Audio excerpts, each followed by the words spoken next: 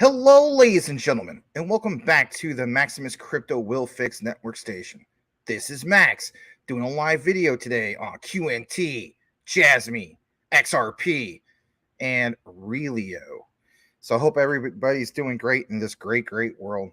Please smash the like. We're going to welcome some of you guys, and we're going to start off with actually a super chat came through. Well, thank you so much. It comes from the one and only Mr. Henry Brown. He says, tap the bell icon, hit the like, and share the video. Thank you so much, Mr. Henry Brown. Appreciate it, man. All right. Let's start off with the first comment of the day, and it comes from the one and only Tim Shea, who sprayed from far away. He says, hey, glad to see you, Mr. Tim Shea, Mayor of Crypto Commissioner in the House, representing the 589th District of the XRP Army and his fellow constituents. Happy Saturday to you, Tim. Here's a guy I haven't seen in a long time, Mr. JC the Man, Josh Cornwell, the man. If anything, we'll give him a plug. It's been a long time since we given him a plug. He is JC the Man. Look at this. And check this out for yourself. He creates content. And like it says, yeah, he's up to 104 subs. Maybe you guys can help him get up to 200. And says, I am JC the Man. I make videos. Hopefully you enjoy them. And here he is. Yes. He makes all sorts of different kinds of videos. Gaming videos, family videos. He makes videos. Okay? Give him a sub. See how I'm already sub? We'll leave that up there for you for a bit. Good to see you, Mr. Josh Cornwell. JC the Man. All right. Going further down, we have the one and only Brittany. Good to see you. Thank you so much for the thumbs up, Brittany. And we also have, wow, Boomer changed his name. He is all Friday the 13th Jason style. All right. Well, good to see you, Mr. Boomer Effensor.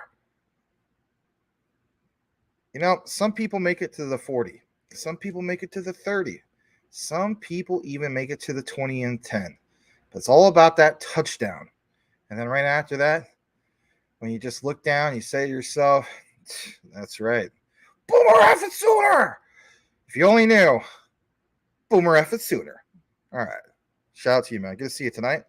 We also have Tia. Welcome back. She says, good evening, Tim, BR1, which is Brittany, and Boomer. Good to see you, Tia. Hopefully you're having a great night. All right. I want to welcome a newcomer. Maybe he's from Will Fix's channel. I don't know. Let's double check. Nope. All right, he's from here. Well, good to see you. It is Hideword, and that is a really interesting avatar. Let's see what that looks like. You got you're sticking your tongue out with Crow. I still have a lot of Crow, so it was my third top performer of 2021. I still believe in it. Well, thank you for being here. Everybody, please welcome Hideword. All right. We also have a lot of other comments, so let's just get into it. We're going to welcome KK, who also sprayed from far away. Haven't everyone hit the DECK? You guys probably wonder what that's from. I know that Mr. Henry Brown knows where that's from. Biggie Smalls. All right. Let's see here. I'm going to read this from Hideword. He bought more quant and JASMY. He's trying to load up his bags. That's awesome. That is awesome. I'm glad people take advantages of the sales. You know, when they went down to 85 for QNT. 0.002829, I think it was, for Mike Cornwell. He told me that he did the 20x leverage, not financial advice, but he said he cashed out. I was glad to see he cashed out. And what did you do, Mike? You turned $100 into $250 or something like that? That's awesome. That is so cool. All right. Please give JC the Man a follow. All right. And if you do that, like a fortune cookie, all sorts of wonderful things will happen to you. Now, with that said, true story. My dad, years ago, claims that when he was in Chinatown, he got the most unusual fortune cookie of all time. He opened it up and it said, congratulations, you are definitely pregnant. He would always tell people that. And I was like, Dad, why didn't you just keep it? That way you could have proved it. And he was just like, just makes a good story. But, you know, as the kids would say nowadays, like, cool story, bro, right? Like, you got to have it. I wish he would have kept that, but I believe him. He's my dad. All right, let's go further down. Legendary is in the house. He says, good evening. Good to see you, Mr. Legendary. And we have Snowy Alpine, who is the one and only Sobo. She says, hey, Tim, Brittany, Boomer, Max. Good to have you here tonight, Ms. Sobo. All right, J22. Hey, Max, what are the top 10 coins that are tokenizing real-world assets? QNT, Realio, Propy, I guess Lofty. I have to look more into that, but Will covers that. XRP. So was that 5? What about the other 5, Max? Yeah, what about those other 5? I don't know. I don't know about the other 5, but those are the ones that stand out for the 5. Okay. All right. All right, let's see here. We're going to read this from Tia. Maximus Crypto last night was such a good show. Congrats on 2K. Well, thanks, guys. I appreciate that. Yeah, we're currently at, I don't know, I think like 2010 now, which is really cool. Thanks to you guys. In reality, I started on September 11th. Well, this channel's been around longer than that, but came back here. So it's been 1 month and 1 week and a half. So that's not bad, And I went from like 525 to, so what is that? I don't even know. Like a little over, I think it's like 1,500. Yeah, that's not bad. That's pretty good stats. Thanks to people like you, Tia. Thank you. All right, we're going to read a few more comments. We're kicking into the outline here in just a bit. I see that we ticked up to 44 wonderful people. Appreciate you guys. We have 27 on Maximus Crypto and 15 from Will Fix. Let's read some comments from over on Will Fix's side of things. We got more Steve. He says, good evening. Thank you for being here. More. And Dan asks, shout out from Singapore. I need that XRP. Flip the switch moment. Yes, absolutely. I have some research I'm going to do with Will on the Tuesday show. Look forward to that. And it was provided from Quant Pop. And even though Quant Pop is not really big up on XRP, he went more towards QNT. He decided to help out with that. And I thought that was super cool of him. All right. So look out for that on Tuesday. It's going to be really cool.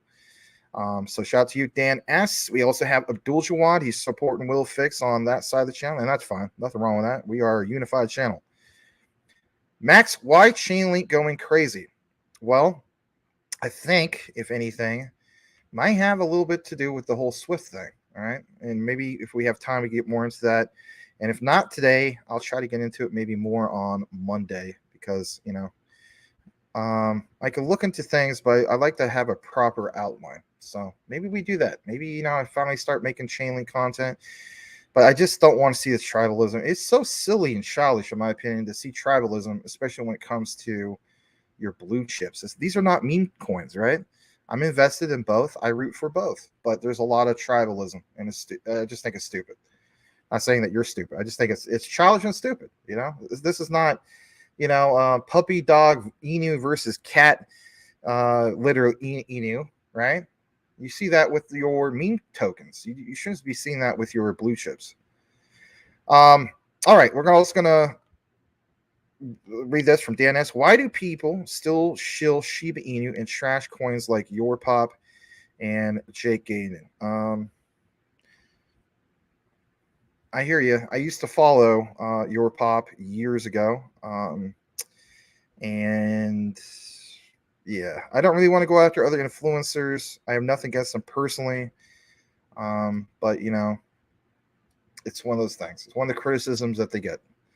And we'll just leave it at that. All right. Yeah, Tim Shea. They make quick money. Right. I just wish that there would be some like if you're going to you get paid to shill and promote something, can you please update your communities about a V2? And you don't get that. And their attitude is basically, hey, don't blame the content creator. And I get that. It's like do more of your own research and find out about it. But come on, there can't be any type of posting. Like I would at least have a list saying, hey, there's a memo about that. But it's one of my complaints, other people's complaints. It is what it is. All right, we're going to jump back. We have Just a couple more comments we're going to get into. I want to welcome Calvin. Good to see you. So shout out to Link. Yeah, it's doing really well today. We'll pull it up real quick. So Chainlink. And the overall market's doing well, right? Let's jump into that for a second.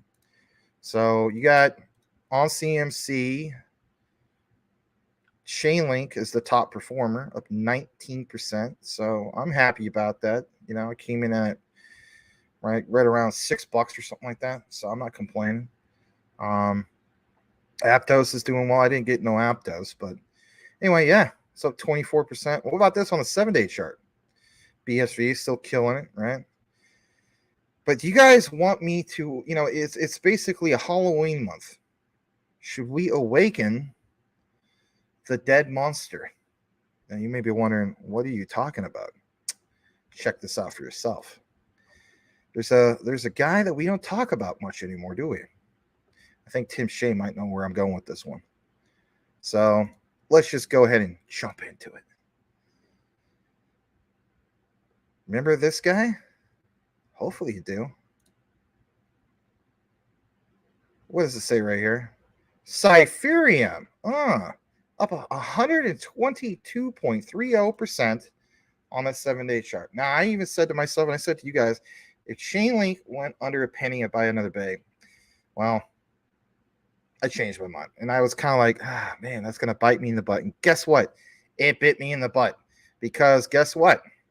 Here is the bottom that happened recently in regards to Cspr. You know, some of you guys are like, Max, don't show Cspr. Cspr scam, right? And I would probably lean towards agreeing with you. Only 6.42% out there, but some of us still have some Cspr, and it's on MEXC, right? What the heck happened with this, right? Well, I want to share this with you. On that 7-day chart, check this out. This went all the way down to 0.00833. So technically speaking, if you would have bought then and where we're at now, yeah, I think you are up about 122%. And is that such a bad thing? I don't think so.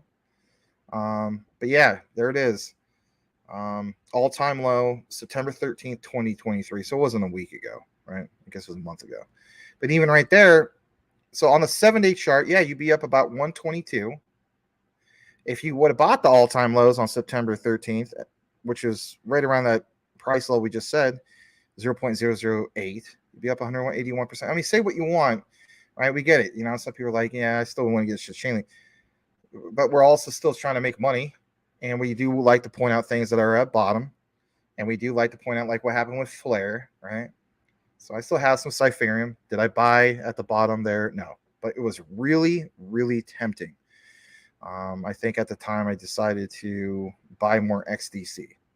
Was that so bad? I don't think so. But anyway, I thought I would point that out, you know, because it is kind of like a Halloween month, right? So this is the monster that has, I guess you could say, kind of awakened in a way. Anyway, maybe some people are like, yeah, right, man. All right, let's go a little bit more into a few more comments. Let's welcome the one and only Mr. Elon Muff, Mike Cornwell. Good to see you. And we have, oh my gosh, Daniel Delgado. That is so awesome that you found the new channel. It always makes me happy to see people from the old channel find the new one. Appreciate you, man. Daniel Delgado. I won't even do what the other guy used to do. You know, Daniel, don't call me Carlos Delgado. No, just Daniel Delgado. Good to see you, Daniel. Really appreciate you, man. All right, now what we're going to do is double check both screens, and we're going to get right into the highlight here in a bit. We're going to welcome Cool Cat Crypto. We're going to welcome AW, maybe. I don't know. I'm going to welcome you anyway. The message was retracted. Crypto Homes 777, Bo Rabbit, Brubaker Man. Who else? Yeah, Cool Cat Crypto, Adam 777, right? Stump Rider, hey Max Crypto fam, thank you. I'm just going through this real quick. Dingy, welcome. Your data plan is going to get wrecked. Bobby Loretti, welcome back. And let's give you a heart to Patrick Collier, and then we'll kick it into the outline. All right, so we got, Abdul Jawan, Max White Chainlink going crazy. I already read that one, but welcome to Abdul Jawan. And then Patrick Collier, $2 super chat. He says, Mick Fam, because I'm a sandwich, like McDonald's. No, I'm kidding. Maximus Crypto Fam, no scam. You also got to include Will Fix on that one because he's also part of the family. But thank you very much for the $2 super chat. All right. And I will chop up the videos from yesterday. All right, guys. 15-minute mark. We got to get into this. So 46 people here total. Thank you so much for being here. Smash that like. Make sure you like, comment, subscribe to both channels, Will Fix, also Maximus Crypto. We're going to get into what we have. And basically is, like you saw on the thumbnail, BTC looks ready to charge higher. Now, is this a nothing burger, or does Max have something to prepare for us, show to us, and so on? Well, in reality, it's a big up, and thanks to Investor Place, premium service, right? Pay annually for it. The report came out like an hour before the show, and I was like, hey, I was kind of 50-50 on doing the show. Well, let's do the show. Let's jump right into it. Here it is, straight from Investor Place. Just getting it primed already. All right. And even though this is not BSV, I'll use the symbol to kind of help out with this. Here we go. And we did talk about BSV yesterday. You guys will get that chopped up deep dive later. All right. So again, welcome. Let's get into this. So Investor Place has this report. And man, it's quite the report. And we'll get into all the key highlights and all that juicy stuff. So weekly update. Crypto stay strong in face of multiple headwinds. Strong week, basically, for the crypto market. You guys have seen it. You will see things like this. Let's reference it one more time. We're going to jump over to CMC. So look what it says, guys. We are now in the neutral. If we get into the green, that means we get into the green. Some people like that. Some people don't because they get disappointed and they say, oh, no, this is end of the accumulation phase. Not really. This is why you should have a portfolio management software tool, right? It could be a free one, CMC, CoinGecko, other programs, right? Have something. Look at your watch list. Say to yourself, this stuff that I'm focused on, whether it's the ISOs or other utility-based ones like Audio and Graph and Theta and Near and Cosmos and all this stuff, say to yourself, hey, these are still good prices. I'm paying attention to this. I know in my head, I memorized it, which ones are near all-time lows. And just because you missed out on some of it doesn't mean there isn't money to still be made or accumulate. So always remember that. So this is what's going on with it. 1.65% increase. We're at 1.14 trillion, right? You do see, for instance, Bitcoin and Ethereum up. What about our beloved JASMY, for instance? Well, again, JASMY will reflect what happens with, for instance, Bitcoin and Ethereum. And as a result, it's up a little bit. As a result, Mike Cornwell's up a little bit, right? With his leverage. But that's just one example, okay? So I'm going to jump back to our outline. I just thought I'd point out a couple things. And basically, yeah, it was a strong week. There was this whole thing of, how things look more impressive against the backdrop of a broader financial market weakness and escalating geopolitical developments, to say the least, right? All this talks about potential World War III and stuff. I mean, it sounds like doom and gloom. But this isn't the Hal Lindsey of crypto segment. We're going to get into this. So tensions in the Middle East, like we mentioned, escalated this week. Treasury yields soared by 5%, despite of all the crazy news. Continuing the worst bond market rout in history, stocks got crushed. You know how many times in the past we've referenced the whole thing of, crypto has to divert. It has to separate itself from the stock market. Right, true. However, when does it finally happen? When there becomes demand for these assets that lie on chain compared to the old model. I truly believe that once we get that proper framework, which we're now seeing, but get that clarity, then it is crypto separates itself from the old. We talk about the Wild West of crypto, everything's volatile. I think the stock market in the future, personally, and this is my own personal belief, will be that new platform where it's volatile because crypto has to be stable. And then again, this is where, like Brad Garlinghouse, it kind of makes sense. 99% of all this goes away because it has to be stable, not at a 1-1 when it comes to, like, Ripple's $1, Stellar's $1, but what the World Bank is referring to, where it's, literally says high stable value, right? There's different forms of stable coins. Crypto shined in the chaos. That's important, even before the whole Russia-Ukraine war. What's one thing that stood out for Ukraine?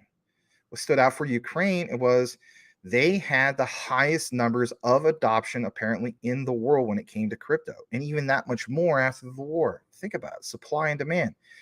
It makes more sense to give access to the people that don't have access, right? Stellar always mentioned that.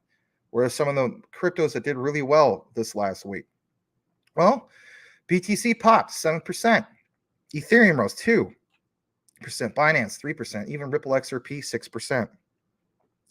How about some of the top gainers, right? Not just some of the top players.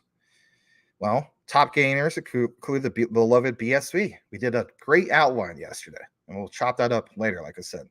How about Stacks? I think shout out to Salmofo. I don't even know if he's here tonight. Shout out to him. 17% up for, Stacks. Solana, 17%. Injective. I don't even know about Injective, but it's up 14%. All right. It's top losers. Conflux. And that makes me kind of wonder. It's like, Conflux, we call that the Chinese Matic. Maybe because of the geopolitical things that have been going on in the world. Maybe that went down based on that. You never know. But more than 60% of the market's top 100 altcoins, of course, rose this week. And basically, in a nutshell, it was a strong week for crypto. And if anything, that's why you're watching right now tonight. And I do appreciate that. We believe this further confirms the short-term bull thesis cryptos. I've been talking about this thesis forever. I've been talking about when it was also an unpopular thing to talk about. But you know what? Let's talk about it more, because some of you guys feel as though that you want a bull market. You're tired of waiting. Shout out to Henry Brown. He always says to me, like, especially when we talk on the phone, man, I'm just tired of waiting, bro. I've been waiting since 2019. How about me? I've been waiting since 2021, early 2021. Whoever the person is, we all have different entry points. We all have a different time that we came in. There's people that were like, hey, let it crash more, I'll buy more. There's always different emotions when it comes to that. But we are going to talk about where we're going to enter into this. And what I gathered on this report is that we're going to have that bullish uptrend. And we'll get into the reasons why with some actual data. So here it is. You guys always talk about those, 50-day moving averages and so on. So BTC successfully retaken its 50-day moving average. Were you aware of that? The 100-day as well, and even the 200-day moving averages. Now, that's like a little crypto trifecta, is it not? It also, makes this whole thing of a fresh series of higher highs, higher lows. We're on the cusp of retaking the 23.6% Fibonacci retracement level of its 2023 uptrend. We'll show that here in a bit. A first since August, by the way. And the MACD is in the midst of a very bullish upward thrust. Let's take a look into it. Like it says, BTC looks ready to charge higher. That's why I put in a thumbnail description, or at least description of the title, that BTC looks to do just that. Looks ready to charge higher. Right? That doesn't sound bearish at all, does it? There's the indicator. What's this cited from? It's always cited from Bloomberg Finance. If there's anybody that's a nerd that's wondering that. You see it? I think you see it. I'm gonna double check just in case you can't. Yep, you do see it. I'll come out of the frame for a bit so you can have some emphasis on this. And basically speaking, yeah, looks ready to charge higher. Well, how so? What are the other metrics about this? Well, it says one of the big reasons for crypto's positive price action and improving technical conditions is optimism around a potential ETF approval. Now, we did get some false news from a particular outlet. Excuse me. I don't know if it was Watcher Guru or Cointelegraph. Don't quote me on it. But then they apologized for the false report. But even with that false report, the data, the actual data, shows that, yeah, things are looking towards this upward motion. Getting more into this, last week we told you guys that there is about a 90% chance, and that's a real good metric, that the SEC approves at least not one, but, for instance, multiple Bitcoin ETFs by January 2024. And those ETFs will attract a flood of institutional money into this space. Investors are clearly getting excited about this. Now we're going to take a pause. We shared this last night, but I want to state this. You need to see it again. And why should you see it again? Well, for one, it was beautiful. It gives you an idea about the whole thing. And what I mean by that, well, I'm going to pull this up from a second. I'm meant to have this other screen up, but it's basically like a quick little 1 to 2 minute video. And it talks about, how we went from zero institutional funding or backing to basically like where we're at now, right? So you guys saw this last night, but this is good. This is good for all the people who missed it last night because some of you guys got tired and, fell asleep or so on and so forth. I want to credit Crypto Mike, aka Mike Cornwell, Elon Musk for this. And here it is. What does it say? The crossroads. But this guy's going to give you a great example. It's a great reference. So let's go ahead and play that. Here we go. Dollars of my own money to prepare for what's coming on November 1st. I do want to be clear. This is a crossroads moment. You either prepare to become one of the new rich in America, or you're going to slide into becoming one of the new poor.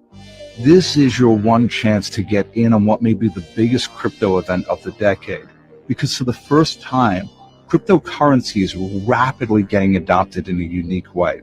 So while they're pushing socialism on millions of Americans quietly, they're making one of the biggest investments in cryptocurrency we've ever seen. Yes. You see, they know this is the only solution everyday folks have left to escape financial corruption. PayPal is launching their own crypto stablecoin to their 430 million active users. Look, the list goes on. The point is, trillions of dollars will soon flood into the crypto market in an absolute frenzy. John, people forget that crypto went from nothing to $1.1 trillion as an asset class with zero institutional support. Wow. Zero. What do you think will happen now the world's deepest pockets are pumping money in? Yeah. Now, start connecting the dots with the world's biggest institutions worth over 25 trillion. All investing into crypto, which is still only worth 1.1 trillion in its entirety. This is going to be like a dam breaking, John. It's going to make global news. It's like a dam breaking, right? Just kind of think about what he said in that regard. And I also shared this last night, but it was towards the end. I'm going to show the reference again, just in case some of you guys missed that as well. It was also presented on Will Fix's channel. Here it is. Look at that, guys. For all flows at once. When I think of all flows at once, what do we just see on that particular video? A dam breaking. It all comes out at once. I mean, sometimes people like visuals. Yeah. What do we know about the whole thing with Swift? What do we know about the whole thing with Ripple's XRP? We know that Ripple is the first to basically go with the ISO 222 standard. That's a big deal. There's other ones, obviously, as well. But want to know something else? When you get more into this, especially from investor plays, it makes you wonder about this. ETFs will track a flood of what? Institutional money into this space. Hopefully you enjoyed the way I plugged that in. And that's the way I look at it. I could listen to the naysayers who haven't studied all this stuff and basically FUD it and they don't see it. Guess what? How about the whole thing of Noah and the ark and stuff like that? The whole world didn't listen to Noah either, right? And look what happened with that. Exactly. Investors are clearly getting excited about it. I'm excited about it. You're excited about it. And I think that's why you're here tonight. Look what happened this week. There was an erroneous report earlier in the week that BlackRock's ETF had been approved And basically on that news, there's more. Just want to get that back up there. BTC briefly popped to 10%. And guys, I've been saying this for a while now. You have BlackRock, that stands out. What about when you finally do see about 15 or 20 of these other ETFs? What do you think that's going to do to the overall market? I mean, it's really not that hard to understand. That's why I put so much focus on tokenization, right? The tokenization of real world assets, or tokenization of these institutions like BlackRock, State Street, Vanguard, you name it. Why aren't we pointing, why wouldn't I point that out? So BTC briefly popped to 10% to above 30K. Right now it's hovering at what, guys? We're at 29.9. Yeah, 29,935. Once the report was proven false, BTC gave up all of its gains. Okay, and we did talk about that a little bit at the beginning of the outline. Now, the fact that Bitcoin jumped so much as in BTC so quickly in response to a report of an ETF approval tells you, again, this is the key takeaway, tells you that all you need to know about such an approval. It could prove a total game changer for crypto markets. Yeah, and that was just one example. Again, what about 5? What about 10? What about 15?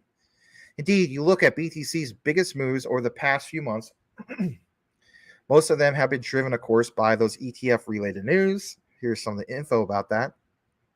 And it's literally called the ETF effect. And it shows some of this dating back to October of 2022. So basically 1 year. And again, cited from Bloomberg. And you see basically what happened last June. Boom, a spike. BlackRock spot ETF optimism. And remember at that time, we were down to we almost dropped below, I believe, the 1 trillion mark. I think we did for just a little bit, right? So it was back into the billions instead of the trillions. And then boom, out of nowhere, that thing came out. And then we touched, I think, 1.22 trillion. And that was a big deal. And some of you guys were pointing out, it's a fake out. Well, seemed like it, because then, of course, in August, and even with the investor place report, we're like, hey guys, we're gonna get a pullback. We did get a pullback.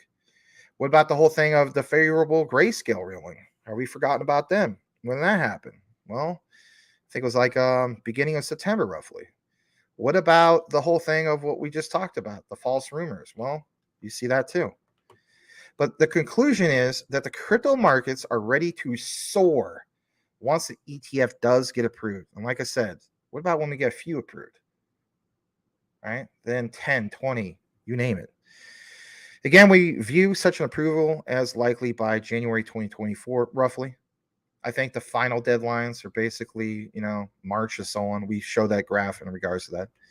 The sitting things could be the potential nomination of Representative Patrick McHenry, Republican of North Carolina, as temporary Speaker of the House. Reports are emerging that he could be made temporary Speaker if Jim Jordan continues to fail to secure enough votes to become the Speaker. And there's a lot of cutthroat things going on. If you've been following that whole thing, death threats, stuff like that, it's crazy. I'm not trying to make this political, just trying to point some of this stuff out. Now, why is this important? Well, McHenry basically has a lengthy history of interest in crypto. We've seen that. Warren Davidson, Tom Emmer, a few others. If elected temporary Speaker, he would set the House's agenda. And is that so bad? I mean, we want to get some people that are kind of on our side for a change. We don't want the Elizabeth Warrens who just looks at this like, oh, it's just, doesn't even understand the utility of any of this stuff. Whether you're Democrat or Republican, I think that's pretty fair to say. That would presumably be a positive for progressing favorable crypto legislation forward. I would totally 100% agree with that. Outside of the political realm, we are encouraged by other developments. All right, let's talk about it. So instead of Win Lambo, sorry to Ahmed if he's watching tonight. Love you, Ahmed, wherever you're at. So instead of Win Moon, Win Lambo, Win Ferrari. Okay, hear me on this one. So Ferrari announced this week that they would start accepting crypto payments for its sports cars. Is that a bad thing? I don't think so. It's not huge news, right? I would agree, but it's certainly a step forward towards mainstream adoption. And at the end of the day, if we can, connect more with the mainstream, is that such a bad thing? Nope, not at all. The only thing this week that has concerned us was crypto getting called out, of course, in Washington, D.C., as terrorism financing. And let's just talk about this for a second. This is absolutely absurd. So absurd. Take a pause. Terrorism financing. What about cash, people? Like I said before, what about cash? Hasn't cash funded more terrorism worldwide than any other thing in the world? But, think about it. Many years ago, a lot of us who may have very well heard of BTC, were told by our friends, God bless them, our family members and so on, oh, you don't want to mess with that. You don't want to invest in BTC because BTC funneled, all sorts of bad things to the Silk Road and drug trafficking and so on, or terrorism, right? Thought I'd point that out. Yeah, cash has funded more than that than crypto could ever even come close to. So again, why aren't we being critical thinkers? We all need to have critical thinking. So let's get more into this. Apparently, research suggests that Hamas, because it's been a hot topic, especially lately, and pure terror organizations received about 130 million in funding since mid-2021 through crypto wallets. But when you look more into it for yourself, what have we seen in past as far as cash funding, even before the whole concept of crypto? Not just millions, but billions. Hello, did we forget about, for instance, some of the top dogs back in the 1980s? Pablo Escobar received billions and billions of dollars of wires and also all the funding he received, right? That was all done through fiat cash. So in response to that research, a host of lawmakers, of course, in Washington, D.C., are pressuring the White House to introduce legislation to prevent crypto-linked terrorism financing. This is a concerning development, but it doesn't sway us from our bull thesis. And what is that? Right now, the good surrounding cryptos far outweighs the bad, and I couldn't agree more. Therefore, investor plays, myself, and so on, feel very bullish on where we're going for the outlook of cryptos. Now, I'm going to give you guys a few portfolio updates, not all of them, because I realize that most of you guys are not into all these things. Cool Cat, here's an update for you. You might already know about it. Cosmos has introduced the Ignite Marketplace. It's basically an app store that makes it easier for developers to build and customize their own blockchains. It's also open source and extensible, so developers can contribute new apps and modules. That's awesome. Binance will also, as well as OKX, will support the new Chiliz mainnet. I'm still into Chiliz. I know some of you guys don't like it. Trading of CHZ tokens will not be affected during the integrations. Thought I'd point that out just in case you're wondering, oh no, is that a migration? Nope, not necessarily like a thing where you have to worry about it. So if that's a problem you're worried about, don't sweat it. We'll talk about Filecoin so much, I covered a lot. I want to talk about the graph for a second. They announced the upcoming launch of the upgrade indexer. Why is this important? It assists developers with migrating from the hosted servers to the decentralized network without interruptions. It's going to integrate new change onto the network and improve the experience of upgrading subgraphs. Why is that important for you if you hold Graph? Because we know the Graph basically is the Google crypto, is the top indexing platform. And this is a nice new thing to integrate, just that new chains. Even when you do like a Google search, if you think about it, what does Google do? It incorporates through other particular search engines and optimizations and so on to give a more accurate count on the indexing protocol. And isn't that what it's all about? Indexing? So there you go. Graph again. Polygon, a lot of us hold Polygon. They're also part of the QFS. They launched the first major upgrade on, of course, their beloved ZK EVM. And it's on the mainnet beta this time. It's called Dragon Fruit. It's an upgrade. And it's fork ID5. It supports the latest EVM upcode, making Polygon the first Ethereum layer 2 solution known to support that. Could you see a lot of price increase? Not necessarily. But what I do love about this is an enabler, right? So as we see more and more people incorporate roll-ups, aka layer 2s and so on, you will see things like this simply make sense in regards to Polygon. some of the other ones we talk about optimism and so on. You want to give more options for these particular platforms, right? That creates more volume. If you hold these long term, well, again, the key pathway forward for mass adoption. Not going to get to this whole thing about sweat economy. I know some of you guys hold, Solana, but I'm not going to necessarily get into that. But I want to get to this last part because Will Fix talks about real world assets a lot. I talk about it as well. Real world assets company VNX announces gold-backed stablecoins on Tezos. Think about this, because even if you don't hold this, it's proof that when we talk about XRP being backed by gold or stellar silver, you've seen that analogy before. XDC copper. This is proof that this is an actual thing. So let's give you an example. Tezos, right? Investors Place feels very bullish on Tezos, and it says the company created the VNX Euro and the VNX Swiss franc tokens backed by tokenized gold. Wow. To maintain stability, VNX uses a hedging mechanism to align the tokens value with their reference VNX currency. The launch aims to enhance liquidity in Tezos DeFi ecosystem. Well, what's another example of what we recently seen in regards to XRP? Well, with XRP, remember it was a crypto Hulk, showed us with a screenshot and also did a little video referencing an ounce of gold and how it showed, when they converted to XRP and showed the price of XRP. That was crazy stuff. So are we too far away from some of this stuff? No. Can we give you another example? Yes, that was the example. And with Tezos. That's pretty cool. All right. We're now going to kick it back into the comments. Thank you guys for being here.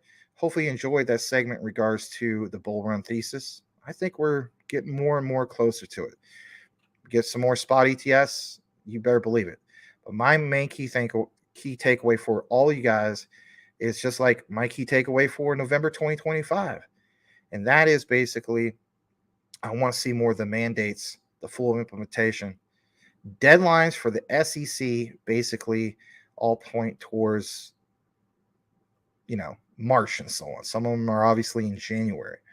So what do you think is going to happen in the overall market? I'm just saying, if you saw one trigger this little blip upward, can you imagine a handful? Just saying. Come on, guys. Let's not overthink it. All right. Kicking it back to the comments. And we have a lot of comments. So let me see how we're doing. I'm going to double check the other screen. I want to welcome April Cornwell, a.k.a. Hey. Also, Salamander, XDC Commander, thank you for being here. And let's also welcome the one and only. All right. Proud to be a simp. Who was that guy talking in the video? I can try to get you some of that info here in a bit. All right, let's see here. Let's kick it into We'll Fix This side of things. Let's read a few comments over there real quick, and then we'll bring it back over here. All right, so we got Mel. Welcome to Mel. He says already. Abdul Jawad, what do you guys think of Gods Unchained? Should we buy? The game? I don't know. I haven't played any of those games in a while. It sounds fun, though. I used to like God of War. All right. Venuti Reigns, XRP, XLM, Algo, and all those are good.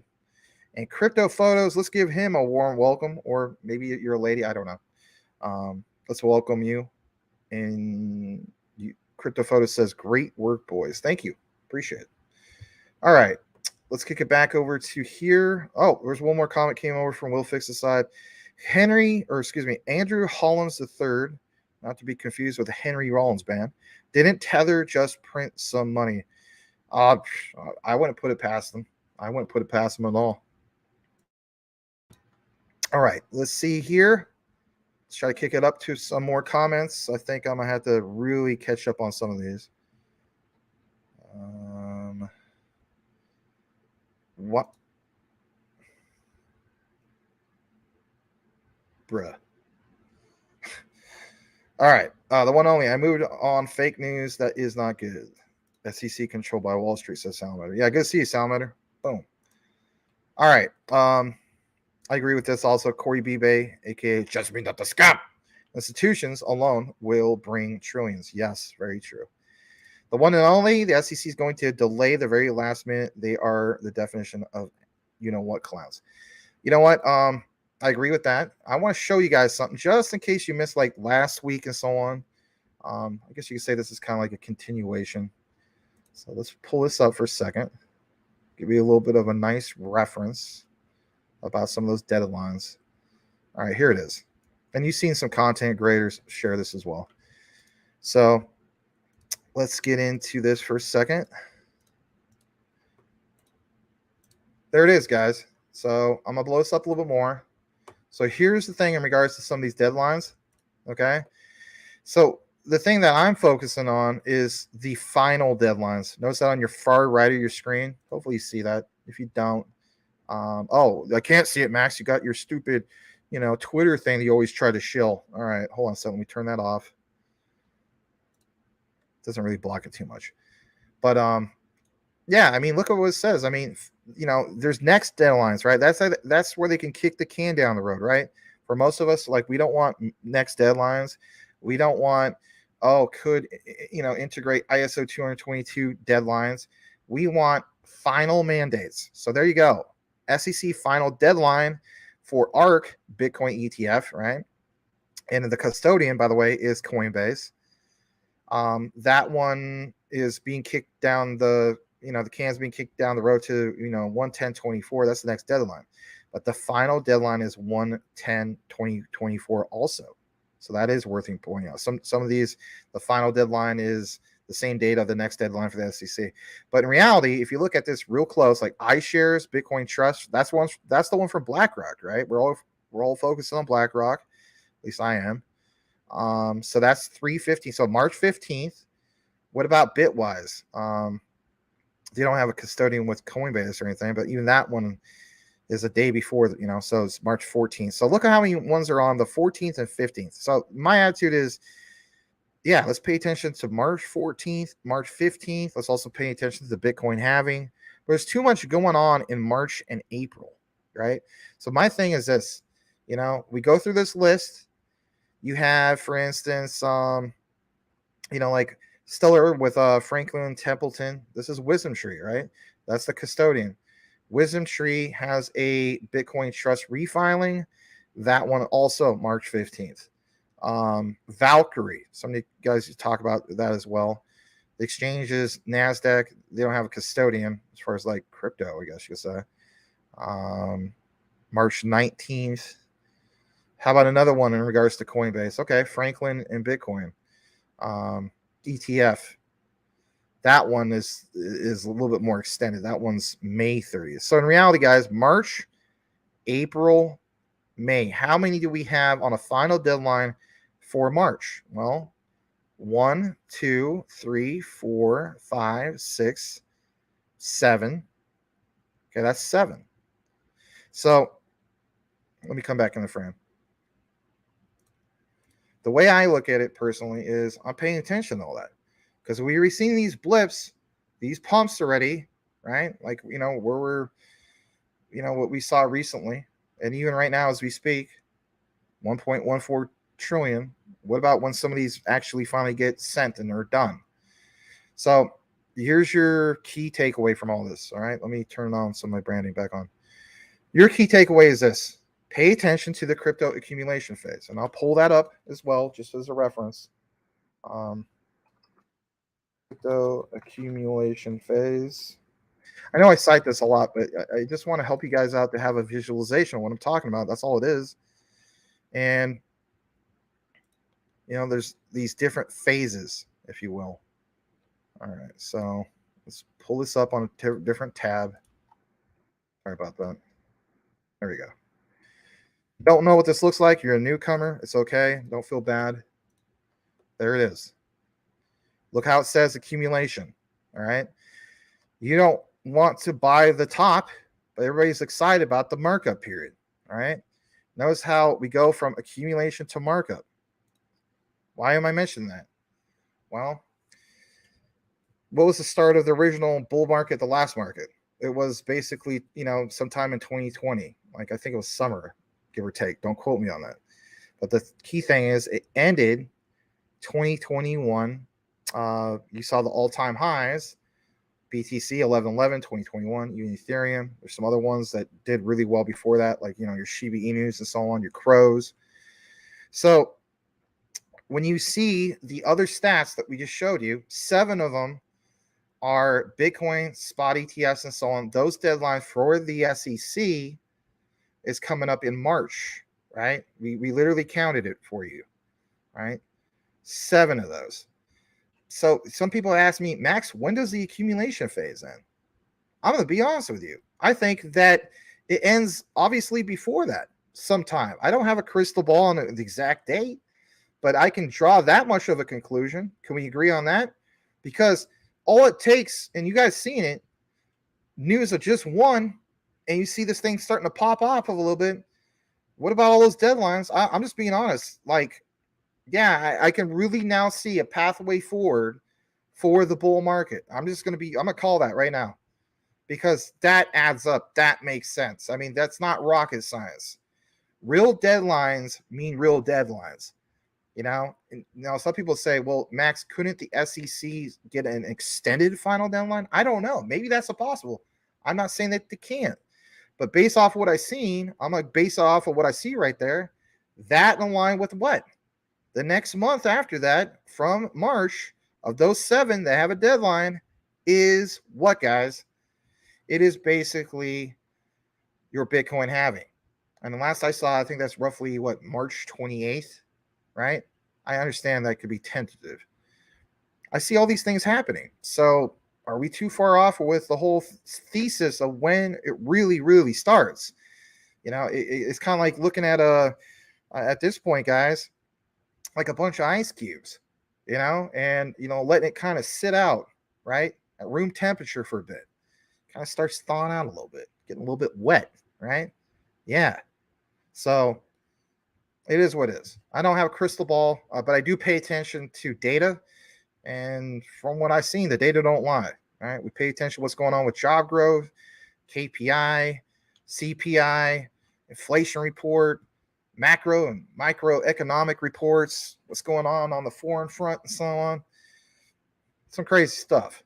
I think crypto is eventually going to separate itself from stocks, and you're already seeing a taste of that right now. I'll stop talking you guys' heads off. I'm going to kick it back in the comments. All right. We're now going to just read a few more of them. All right. And then we'll kick it back into what we have. Up next on the list is going to be another day of JASMY and QNT. We also have some Realio for you. Finally, right? Some Realio. There are some updates in regards to Realio. So if Realio is your thing, stick around for that. All right. Let me see if you guys have any specific questions or comments in regards to some of the things that we covered tonight. All right. So the last one was from Patrick Collier. Thank you again for that, Patrick. And let's see here. What is this from Dingy? So he's got a link. Does it still show up? Because if it doesn't, then I'm going to look into it. Shoot, it's not showing up. Maximus talked too much and the comment went away. All right, I see another super chat came through. I do want to recognize that. I think it's from the one and only Elon Muff. All right. Let's check this out for a second.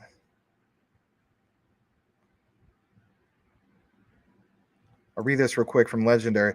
He believes that McHenry is on the side of crypto. He still can't trust a man that walks around with a bow tie. It's just his look, right? Anyway. Hey, if that's the case, let me show you something, my friend. All right. Oh my God, you're probably gonna subscribe. I don't mean that in a bad way. Let me show you what I'm talking about. This maybe I'll stop wearing it one in my thumbnail, right? So, have you ever seen this? Maybe you have, maybe you haven't. I don't know. It's kind of funny. Let me show you. It won't take that long. I promise you. I promise you. Here it is. Maximus Crypto. There it is. DYOR with Max. What am I wearing right there? I'm wearing a bow tie. What does this say? Can't trust a man that walks around with a bow tie. We just lost Legendary. Nah, I'm playing. All right. Okay, so let's get down to the let's read this for a second. Proud to be a simp. Hamas is funded by Israel. Don't be offended because Rothschilds and the Nazis was behind Israel that made Israel what it is today. All right. Let's see here. I had to go way down the comments, and that's fine because it kind of, I don't want to be like the other night. The other night I was like 2.5, 3 hours behind, something like that. It was crazy. Here it is. $2 super chat. Quick video tag on card payments. Tag maybe tag IDK. All right. Thank you so much to the one and only Elon Musk, Mike Cornwell. Let me give you a heart. There you go. There's a little heart. All right. Let's check this out from Mike Cornwell real quick, and then we'll kick it into our JASMY QNT thing again. Yeah, again. All right. What do you have for us, Mr. Sideline reporter Mike Cornwell? Well, he says it's starting. Card machines down all. Oh, okay. I see where we're going with this. All right, let me go ahead and repost this. And let's pull it up from Mike Cornwell. All right, so here's some sideline reporting. Let's go ahead and blow this up. Saw that we ticked up to 60. Again, guys, thank you so much for connecting. We have 44 likes on Maximus Crypto and 23 over at Will Fix. Smash it because it helps get the program out to a broader base. All right. Let's go ahead and full screen this for you guys. It's under 2 minutes, not too bad. It says card machines down all over the UK. Mike Cornwell is saying it's starting. Well, or to look. David Wolf is saying it's starting. My bad. All right, let's go ahead and press play. So we just tried to go to McDonald's because in Marks and Spencer's we were going to get some lunch in with our shopping, and the lady there was stopping people in the car park, and she also said it's the whole country. The whole country's card payments have gone down. No one can use card right now, so no one can get petrol, diesel, no one can pay for anything, no one can get their shopping, no one can buy a train ticket. Like, is this just in Essex? Or is this the whole country? Because we're thinking, oh, perhaps it was just a blip because we've come over to Chelmsford in Essex. Maybe it's just here. And there's nothing written on any news or anything. So we thought, oh, we'll go to the nearest cash point because there wasn't one at Aldi. So we had to leave all of our shopping in Marks and Spencer's and just walk out. We've managed to get cash out, but surely everyone's going to be doing that. So all the cash machines are going to be completely rinsed. It's Saturday, the banks are now closed, and I'm like conspiracy theory. So I think, imagine if they say it's some sort of cyber terrorist attack or something, and then no, but it could be, couldn't it? This is what they'll say, and then we're going to have to get involved in the war in with Palestine and Israel. That's what I'm thinking. Like, maybe that's my conspiracy theory. But anyway, for now, I don't know what everyone's going to do. So I hope you've all got your shopping in and whatever, especially if you live in Chelmsford, because you can't use your card. Don't know what anybody's going to do. I mean, go over to Chelmsford and grab yourself a Coney Island and bullet mash or stick it in stew. All right. Sorry about that. All right. Let's see here. Yeah. Pretty crazy. Let's see if you have a part 2 or something. I know you kind of tagged me on a lot of stuff, Mr. Cornwell. Let's see what else we got. Bitcoin. Developers recently discovered massive security risks in the Lightning Network. Oh boy. Let's share this as well real quick because we're talking about, obviously, Bitcoin earlier. So here's the report from Mr. Cornwell. Or actually from Dingy. From both of you guys. What the heck? All right. Well, shout out to Dingy. Breaking. It states, plain as day, that top Bitcoin developers recently discovered a massive security risk in the Bitcoin Lightning Network. This is where, of course, the BTC maxis pound their chest like, yeah, you don't need Ripple, you don't need XRP, you don't need Stellar, all that stuff. All you need is BTC. What a load of crap. Let's see this. He claims that there are intentional backdoors in the code that allow attackers to get full control of just the network. Oh, that doesn't sound too good, does it? This triggered him to announce his departure from the project. Oh, God. That doesn't sound good either. Let's blow this up. And here it is. Nice and big for you. So what was the date on this? Apparently Friday, October 20th. It was yesterday. So it is pretty new, guys. Hi, after writing the mail reply, the economics of the sequential malicious replacement of honest HTLC time. I did write one more test to verify the behavior. Okay, hold on a second. He's posting something that happened in the code. Obviously, if it's on GitHub, that's some of you guys know what I'm talking about with that, right? Responsible disclosure process has followed the lines of hardware issues affecting operating system and documented in the Linux kernel. I mean, this is all, for your own reference. Effective now, I'm halting my involvement with the development, he says, of the Lightning Network and its implementations, including coordinating the handling of security issues at the protocol level. I informed some senior Lightning devs in the sense before. Closed the very old issue, which was affected to me at this purpose. And of course, back to the repository with the GitHub. He says, I think this new class of replacement cycling attacks puts the Lightning Network in a very perilous position where only a sustainable fix can happen at base layer, adding a memory-intensive history of all seen transactions, or some consensus upgrade. Deployed mitigations are worth something, apologize, in the face of simple attacks, though I don't think they are stopping advanced attackers, as said in the first full disclosure mail. Those types of changes, there's not much more to this, guys, are the ones I can't pronounce it tonight. I can't do it. Sometimes I just read too much and I can't pronounce certain words anymore. It's a complex I have. Anyway, necessitating. There we go.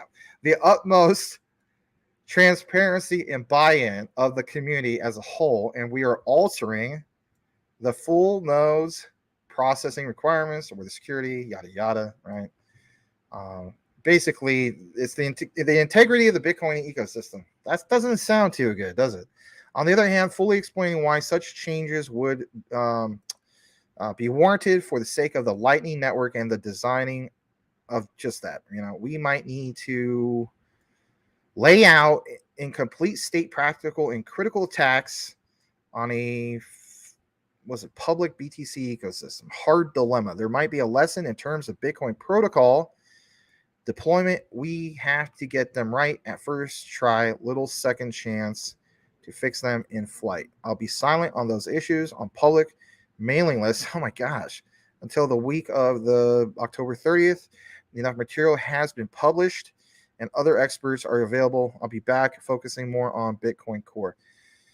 That doesn't instill confidence in the old crap. Let's just be honest, right? But you know what it does instill confidence on? Say what you want. What did we talk about last night? We talked about BSV, right? And some people were saying, like Cool Cat and so on, maybe some of you other guys, hey, I'm on board. I bought some, right? Bought 2 little bags of it. It's not a lot, but it's, it's something. I'm not complaining. I'm like an extra 79%, whatever it is, 80% in profit. But the key thing is that looks way more impressive than classic BTC, right? Whether people want to call him fake Toshi or not, still, whether Craig Wright's the real Satoshi Nakamoto or not, the utility on BSV is so much more impressive compared to BTC. 100,000 TPS currently. What about scalability to over 1 million TPS? We shared with you guys last night all the confirmed things in regards to, Visa, maybe even MasterCard. Don't quote me on that one, but I do know at least the whole thing with Visa. We gave you the example of how, literally that lady from IBM said word for word BSV and how they're incorporating it. That's a real thing. And how well it did on this last week. So again, guys, it's like when we talk about the shifts, going from the old to the new, is that a perfect example? I mean, this guy is abandoning the whole thing with the Lightning Network and all those BTC maxis out there. You've seen them. Your Michael Saylors. I think Michael Saylor is a smart guy. Don't get me wrong, right? And I'm not rooting for somebody to lose on their investment. I never liked that. But these guys pound their chests to the beat of their own drum all the time, saying you don't need Ripple's XRP, or you don't need this, you don't need that. Okay. Why aren't these guys beating their chests when it comes to like maybe some of the other innovation from Bitcoin, like BSVs and so on? Just saying. You never see that. It's always BTC or bust. Maybe these guys end up hodling too long to BTC, but it is what it is. We're going to get into a couple more comments, and then we're finally going to get into some of that JASMY QNT for you. All right, let's read this from Legendary. It says Tether did recently just magically print 1 billion more USDT, just like the central banks magically do. So you did confirm that. All right. And you got to keep in mind, guys, Legendary is a content creator as well. Thank you for being here. Gensler's butt must hurt after being blankety blanked by XRP. Yeah, I'm sure it does. MC Prosperity. It could either mean Mick Prosperity, which like he realizes that he's not going to eat at McDonald's anymore, and there's going to be a prosperous future as far as like lobster, steak, and shrimp all the time. Or it could mean that he's a fan of Maximus Crypto and he wants prosperity. Or it could mean that he's a big fan of Michael Cornwell and he wants to prosper.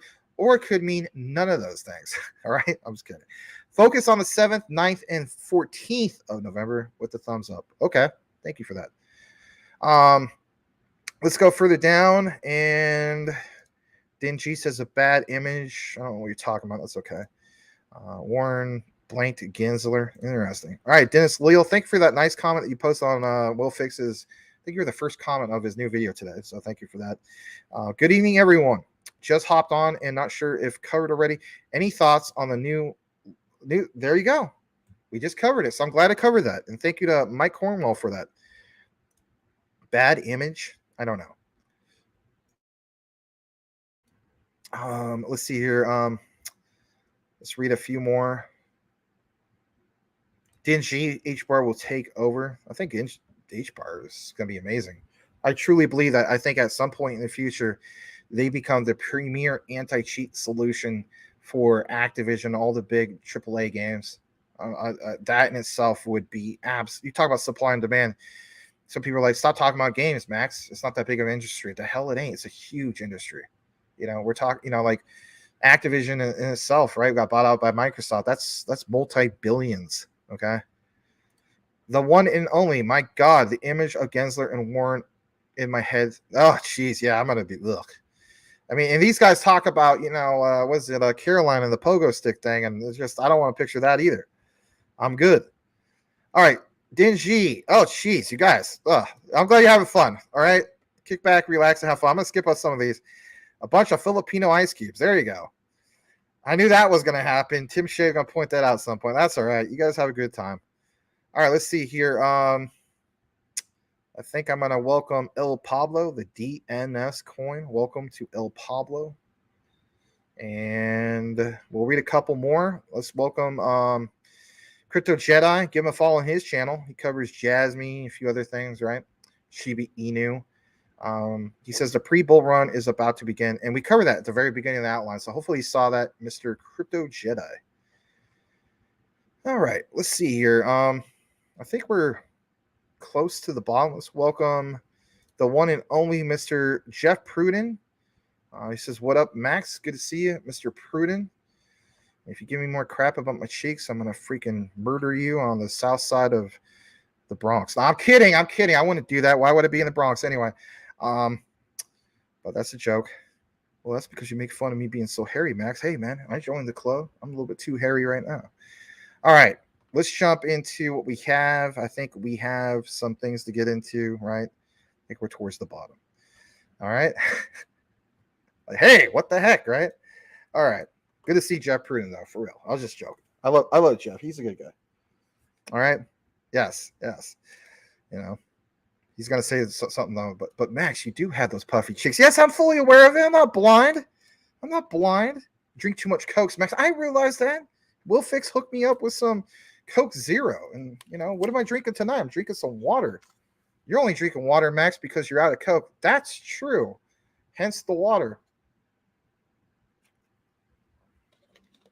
I have some bad habits.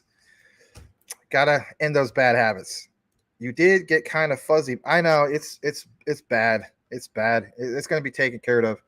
You've been saying that for a couple weeks, Max. Yes, I know. All right, back to the coverage. All right, let's get into it because, if we don't, we'll never get into it. So let's turn on. Yeah, I tried it. Will Fix sent me it in the mail, and some Yahoo from the USPS shook it all up. All the fizz came out. It was just like, I drank a little bit, and then at first I was like, this is horrible. I drank a little bit more, and I was like, it's not as bad. So it's becoming kind of like an acquired taste. But I'm like, why should I settle for this? If I'm going to really go with this, I'm just going to go with, Diet Mountain Dew. At least I can kind of somewhat enjoy that. So anyway. All right. We'll get into that a little bit. Well, I guess we'll get into it now because the comment's going to go away. So you guys can thank DNG for derailing the JASMY QNT coverage. That's going to be put on hold before we can get into what Mr. Dingy is sharing here. I'm just busting your chops, Dingy. Let's pull it off the other screen real quick. All right. Let's pull it all the way over here. And what's to say? This is what I already pulled up earlier. Yeah, I already covered this, man.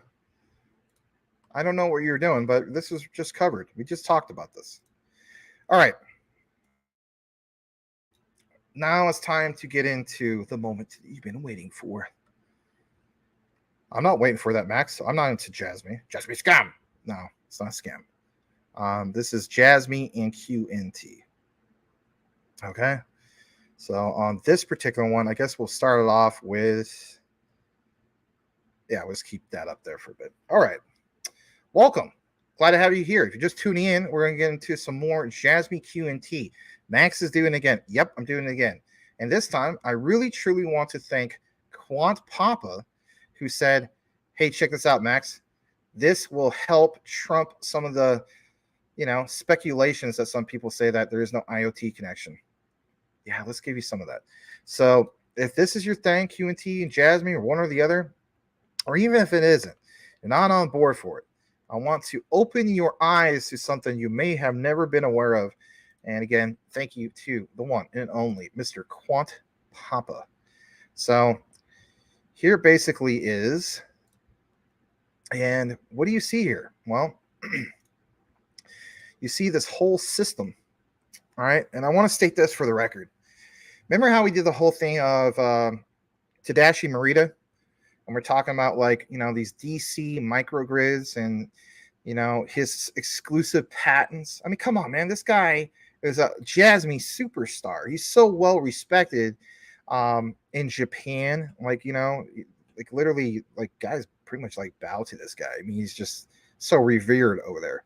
You may not see it over here in the United States and so on, but over in Japan, yeah, he's considered a big deal. Now, we have referenced the whole thing of IEEE. Look at what it says on the top right. So I'm going to get into some of this stuff. So Quant Papa got this all put together and so on. On the far left, you see this whole thing of an open standards, open protocol, DLT, blockchain interoperability labs. We talk about JASMY labs, right? Vertical industry application input, use cases, projects, system of systems, business process mapping. But look at the top right, IEEE, right? We have referenced this 2 or 3 times when it came to Mr. Morita. And if you've never seen any of these videos, again, go to the video section on Maximus Crypto and just simply type in JASMY or type in Morita, and it'll immediately come up for you. Now, IEEE DLT / blockchain standards. Now, we talk about standards, especially when it comes to Quant Network, Gilbert Verdian, ISO TC 307, right? But look what it's mentioned here, how it breaks it down. Those standards to technical requirements, architectural frameworks. Talk about DFFT, data free flow with trust. How about DLT interoperability labs? You have IEEE, ICAP, some of the others. What are those? Conformity, assessment, certification program. Remember how we talked about the whole thing with Ripple, right? This is not the whole thing of a Ripple segment. Ripple's partner, same with JASMY, is the CARE project, right? So What about interoperability through APIs for healthcare? Yeah, open APIs. You have healthcare, you have supply chain, you have telecom, energy. But what about specifically when it comes to privacy? Because JASMY is all about data privacy. Boom, P1, privacy. What about some of the stuff that Gilbert Verdian is talking about when it comes to, performance, security, scalability, future proof? Some of that right there too. All right.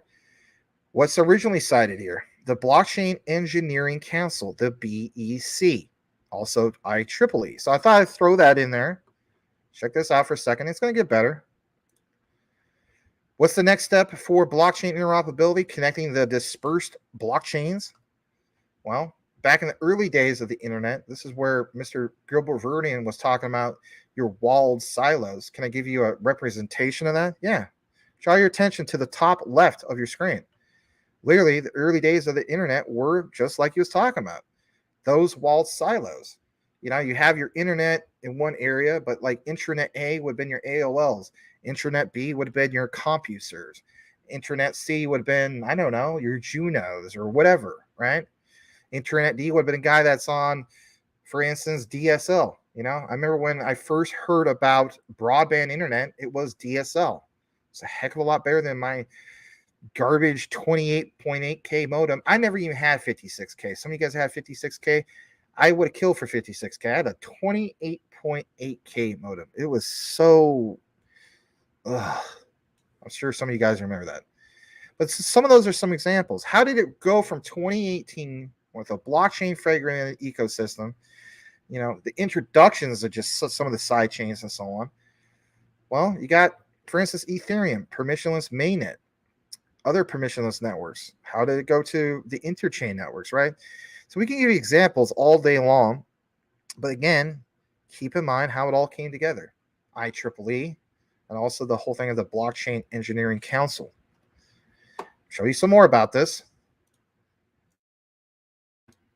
Check this out for size. So you guys have been wanting to have proof, and I, of course, try to give you as much proof as I can, connecting the dots. How would you like to have an actual diagram in regards to like quant, JASMY, for instance? Blockchain DLT interoperability framework. DLT gateway interconnects multi-cloud. That's interesting, because when we talk about multi-cloud and multi-ledger, but especially multi-cloud. Well, JASMY, how they have this scaling solution with Polkadot. Now we know that Polkadot's layer 0, but for what?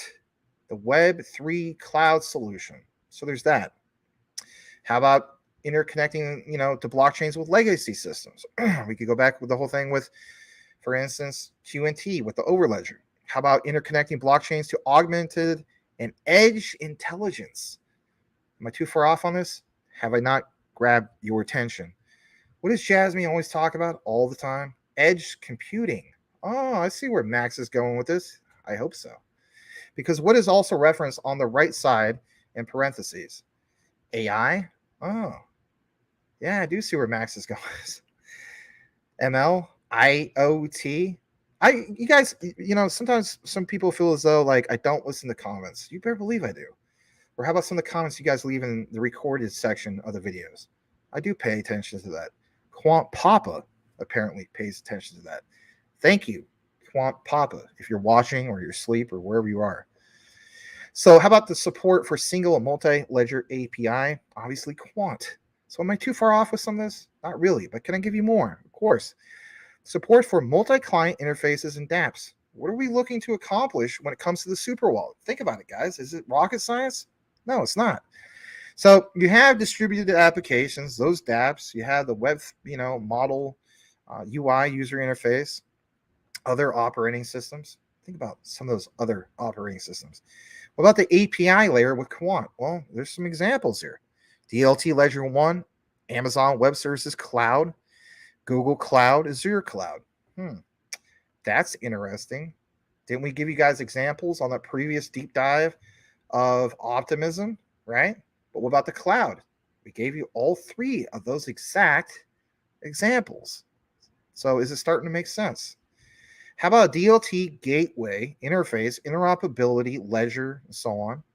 But then taking that, for instance, to a DLT ledger 2. Well, yeah, some of those nodes from Amazon Web Services, Google Cloud, Azure. But now you even have an on-premise interoperability connection. And then watch what happens when we go over to the right side. Now, if you hold JASMY, I would pay attention to this, because what you'll see here is a DLT gateway on that top area, layer, if you want to call it that. What do you have? Yeah, you have freaking interoperability through the AI and IoT. Oh, I always thought that there was never any interoperability with that. I always thought Max would only show other connections with like Hyperledger and so on. Right, I'm with you. Well, can Max talk about that again? You better believe I can. Look what's referenced. Bottom part. Boom. Boil it, mash it, stick in the stew. Hyperledger, once again. Well, Max, Ethereum, you have the whole thing of Ethereum. I mean, Quant is just another ERC20 token. So much more than ERC20 token. The mainnet for Quant goes down. Basically, you can get what? You can get you can have, you can switch it to the XRPL. Speaking of which, let's pull that up for a second, just in case you missed it the other day.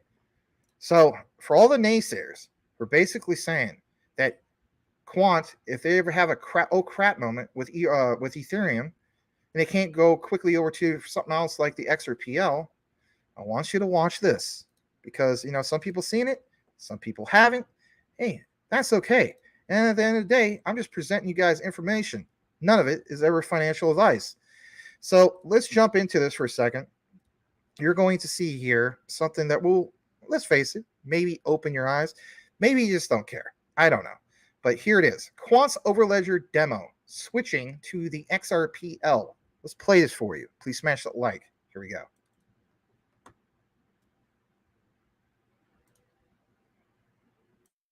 Quant's demo application showcases Overledger's API and provides an example of how to build an application with the client side and server side using Overledger 2.0. Overledger 2.0 uses OAuth 2 to authenticate API requests. This token will be used in the authorization header of your API calls to Overledger. The demo application showcases the single transaction and linked transaction features, as well as enabling the creation of subscriptions, which receive status updates about transactions submitted to a DLT via a callback URL. For single transactions, first select a DLT, enter an origin ID, a destination ID, and a destination amount. Once done, click Create. The demo app will show an API output screen to demonstrate the steps that takes place each time an API call is made to Overledger. The API output screen has been slowed down for viewing. Accepting the DLT transaction fee will initiate the signing of the transaction and then execute the transaction through Overledger. The details of the transaction can then be viewed and subscribed to receive status updates to the callback URL. Subscribing to the transaction, Overledger will return a subscription ID, where clicking on transaction details will call the MDAP transaction API to retrieve status updates from Overledger, and clicking on full details will search the DLT for the transaction information. For linked transactions, select the DLT that the initial transaction will be on, and which DLT will have the audit of the transaction. The initial transaction will follow the same flow as the single transaction, and once it has been executed and subscribed to, transaction updates will appear in the subscriptions page. Once the transaction is successful, an audit button will appear on the subscriptions page that will initiate the audit transaction creation flow. On the subscription page, we can also unsubscribe from receiving updates if we wish.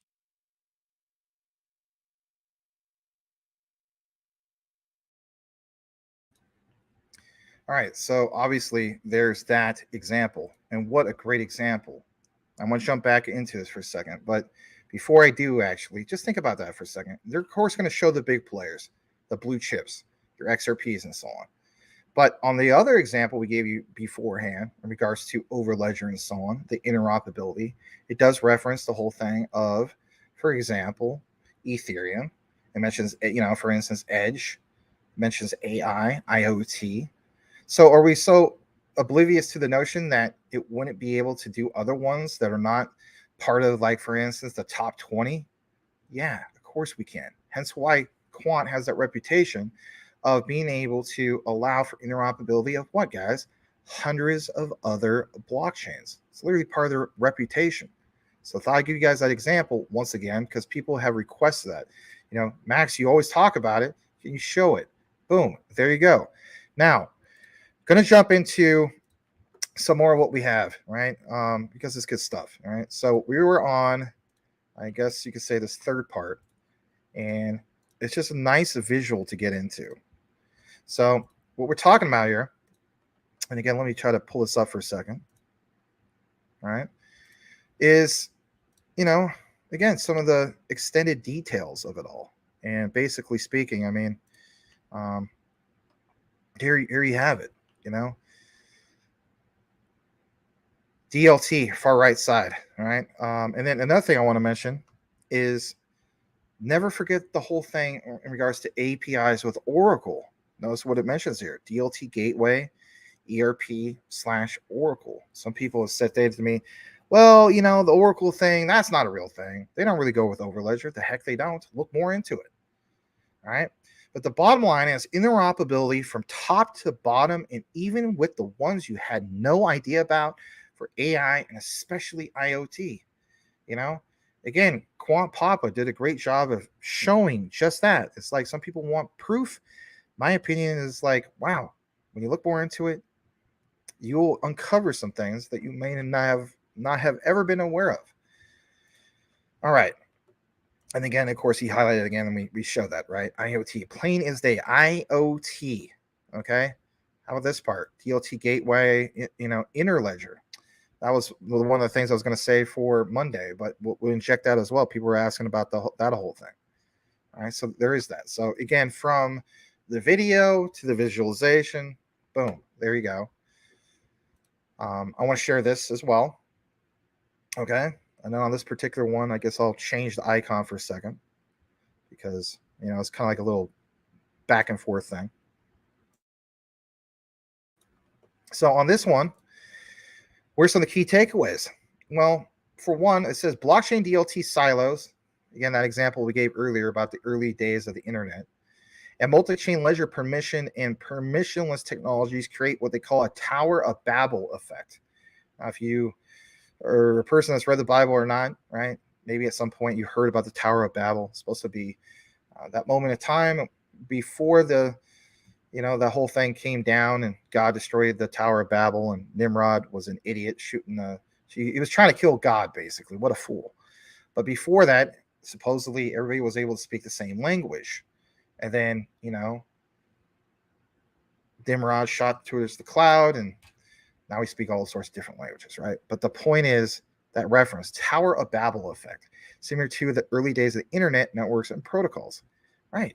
Things weren't talking to each other. Walled silos. There are three main categories when designing DLTs: operational, enterprise, IT, and customer facing, each one with distinct set of functional requirements. Look at this for a second. Multi-cloud, multi-ledger, hence why we reference the whole thing of what JASMY's doing with this new Web3 cloud solution with Polkadot. Interoperability is the first infrastructure layer to be considered. Not the second, the third, fourth, and so on, but the first. It has to be the first. When you think of Polkadot with a, layer 0, that is the first. So is that too Greek for you? I don't think so. DLT gateways that are highlighted here can interconnect multi-blockchain ledgers and legacy IT, including new AI, ML, and IoT solutions. So there is that JASMY connection. How about carrier, telecom grade design? Needs redundant, scalable. You guys are always talking about scalability, secure and high performance blockchain networks. Thank God that JASMY chose to stick to the white paper instead of giving into the FUD of, let's face it, sad to say, some content creators are like, I don't like the idea of going to a new migration. Do you not like the idea of scalability? Because that's going to be a future problem. Without scalability, we'll have future problems. And then what happens? Then you think JASMY's bad now because you saw the volatility of where it was originally released, and that was a bad release. No kidding. Yes, bad release. Because there's only about, like Mike Cornwell pointed out, about 1.5 billion tokens, guys. Look where we're at now, a 98% in circulation. Big difference. And with that big difference, we do need to stick to the roadmap. We do need to stick to that white paper. Hence why we always say DYOR. Some people don't even read the light papers. Let's just be real about that. But the bottom line is this: IoT solutions, interoperability, DLT gateways. Last part. Back to Merida. Do you see how I'm doing that? So Tadashi Merida is the unsung hero when it comes to the technical side of JASMY. We know that. We did about roughly 3, maybe 4 videos. I guess technically this might be the 4th or 5th. But look at the bottom of your screen. Blockchain DLT interoperability is very important for global adoption of blockchain, and the IEEE standards will address this topic. Oh, wow. I didn't realize, you may be thinking, I'm not saying maybe you saying this, whoever is watching this. Some people don't realize the significance of Merida. He is that key player for interoperability. But why is he that key player for interoperability when it comes to JASMY and QNT? Because just like Gilbert Verdian, and don't overthink this, guys. Don't overthink it at all. It's not rocket science. It really isn't. All you got to do is take more of that deeper dive. Do it with me. That's why we call these shows DYOR. Do your own research. Because when you look more into it, it's guys who are part of the bigger picture who've created standards. Gilbert Verdian, the ISO TC307 standard, the Quant Network standard. How about Merida? Yes, with IEEE standards. What's Merida recently done not only in the past, but even in the present? He has some pending patents for what? Some of those IEEE standards. So now do you understand a little bit how this all comes together? You know how much criticism I get sometimes when people point this out to me? Max, you're full of crap. All you're pointing out is some things. There's no confirmation. What about that for size? And we've been talking about this for a while. It's not that I'm trying to separate myself from other content creators. I mean, in a way I am. But I do try to get more into the deeper dive things when I read more about it. Again, guys, read more about it. It's right in front of you if you choose to look more into it. And last I checked, is this such a bad thing to want to look more into JASMY and Quant? I mean, for JASMY to even be mentioned in the same breath of Quant sounds like cuckoo talk, right? Sounds absolutely like, Brad Garlinghouse would say, cuckoo for Cocoa Puffs. But when you look more into it, it's like, you know what? That Max guy, he is kind of onto something there. Yeah, you better believe I am, and I'm not going to stop talking about it. Now, getting more into this, I want to jump into this, because we did talk about standards. Look what's cited here. Level of technology and business disruption. Remember how I've been talking about the whole thing of JASMY being an industry disruptor? I had a comment earlier today, and this is a good comment, not a bad comment. This guy, I think he's a newcomer. He said, Max, I think his name is Joey, so shout out to him. He said, Max, I want to know about this whole thing of the use case of JASMY. And I said, well, JASMY stands out when it comes to data democratization, of course. But what exactly does that mean? It means being an industry disruptor. We talk about GAFA, Google, Amazon, Facebook, Apple. And we talk about the whole thing of, that's a centralized data marketplace. Well, how about JASMY being the kryptonite to that? No pun intended. That's a good expression. Kryptonite, right? Being the kryptonite, literally, because they are a disruptor, right? And last we checked, kryptonite disrupts Superman, the super wallet. Kind of funny how they came up with all these names, right? And it's like, yeah, JASMY is a decentralized data marketplace. It's disrupting a multi-billion-dollar industry. How much is GAFA worth? I'm gonna type that in real quick. I think I looked this up a different way. All right, so here it is. This is a report from last year because it's an annual report. Okay, so basically speaking, GAFA comes to that valuation of 2.307 trillion as of last year. My God, really? Yeah, Really. And just in case you can't see it, boom, there you go. Look at that for a second, guys. Look at that for a second. I'll even highlight it for you again. Look at that. That's crazy. All right. Well, so sorry. Apple fell short of Apple's valuation. So totaling 2.30. So not quite 3. Come on. It's just, So safely say 2.306 trillion. I mean, my goodness. That's insane. We talk about, the overall crypto market. We talk about, for instance, BlackRock. They start tokenizing assets. Excuse me. I did say it the right way. It might not sound like that. But tokenizing assets and how they have 10 trillion apparently. If they just bring in 10% of that to the overall crypto market, you'd have double the market valuation of our overall crypto market. What about JASMY to disrupt a percentage of what you saw for GAFA? I mean, this is where I just don't think the flooders understand this stuff because they don't look into it. They look at the same old chart, same reference, JASMY scam, and that's it. Right. That's it, but it's not really it. And check it out for yourself a little bit more.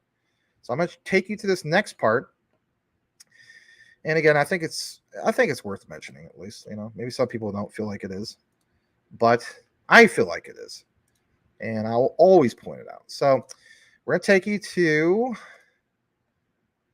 this right here, back to what we're sharing. So this whole thing of going towards a secure, high-performance DLT blockchain, Web3. Again, guys, what we've been talking about with JASMY, going over to that Web3 cloud solution. You have TP2S, enterprise-grade interchain sidechain. Remember, David Schwartz was talking about how the significance of EVMs. But look what it says here. 2008 cryptocurrency, like it says Bitcoin, for instance, or actually that would be 2009. It's not right now, 2008. Bitcoin stood out. What do you have about 2013 to present? Cryptocurrency programmable smart contracts. For instance, some of these other things, like Corda, Ethereum, Hyperledger, EOS, programmable blockchain, fragmented technologies, no standards. Crypto frenzy, like starting off the Wild West. Remember what happened back in 2020 and 2021 and so on. All right. So always remember that. No standards. But with Quant, ISO TC 307, that standard was created in 2015. It was realized 2016. So you go further into this, 2019 to present. You have, for instance, high secure client peer-to-peer encrypted protocols. Yeah, you saw some of your ripples come out of, between 2018 and present. You saw some, XRP was XRP back in 2018, I believe. May have been before that, give or take. But you see some of that high secure peer-to-peer encrypted protocols, trusted environments, scalable, machine microtransactions, high performance, high levels of privacy. Again, the JASMY connection. But the key thing is compliance. What's cited here? Blockchain Engineering Council. Getting more into this. Let's pull this up for a second. Here's some of those fundamentals. Where you wear some of this stuff. Let's blow that up for you. What are some of the fundamentals and what are some of the benefits to all this? So for one, data inputs, how all the hashes come together. Can Max give an example of IoT once again? Because, you're kind of going back to the quant thing. Well, let's inject the whole JASMY thing again, right? So on some of this, you see block 1 transactions, documents, transactions, block 2. How about block 3? IoT data, privacy, all that stuff. What does it kick it up to? Well, on block 3 transactions, it goes up to, for instance, the Merkle root. And I won't do a deep dive about that because it's a little technical and I don't want to lose you. But the block 3 header kicks it over to what? Just that, the ledgers and, distributed ledger technology. What are some of the benefits of this? Well, there's tons of benefits. Trustable, like Gilbert Verdian's outline, transparent, traceable, immutable. How many times does he talk about that? Decentralized ownership. Again, back to the whole JASMY thing. Privacy, ownership. You choose how you want to monetize, all right? Maybe they end up being a monopoly, I don't know. But monetize. You say, hey, this is my data. If you want to sell for $5, you sell for $5, but maybe you don't. Auditable. Back to what? The quant part of things. How do we know that? Have we not been paying attention to the recent news about quant and the whole thing of authorize, right? That was a key to smart audits. So quant stands out for what? It stands out for ISO TC 307 because of the standards. It stands out for smart contracts with QRC 20, right? Secure smart contracts, not just a smart contract, a secure smart contract. All right, Max, what about like NFT side of things? Yes, right? They can provide a solution to your Solanas, your Ethereums. How so with NFTs, Max? The QRC 721, right? Secure NFTs. So it really does all this, right? Immutable, traceable, transparent, future proof. All right. Now let's kick it into this last part because this really is more of the JASMY focus. I want to give a shout out to the one and only Level 8. Why am I sharing his particular one? Well, for one, you got to keep in mind he speaks both Japanese and English. So I kind of like being able to source people who their native tongue, they're more exposed to things that we don't see over here in the United States and North America, or maybe around Europe and so on, wherever you're from. He has his translation.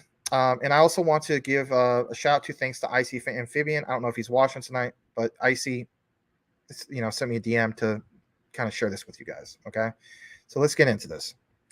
There has been a request, and this should really, really make you feel good instead of just Max doing the deep dives.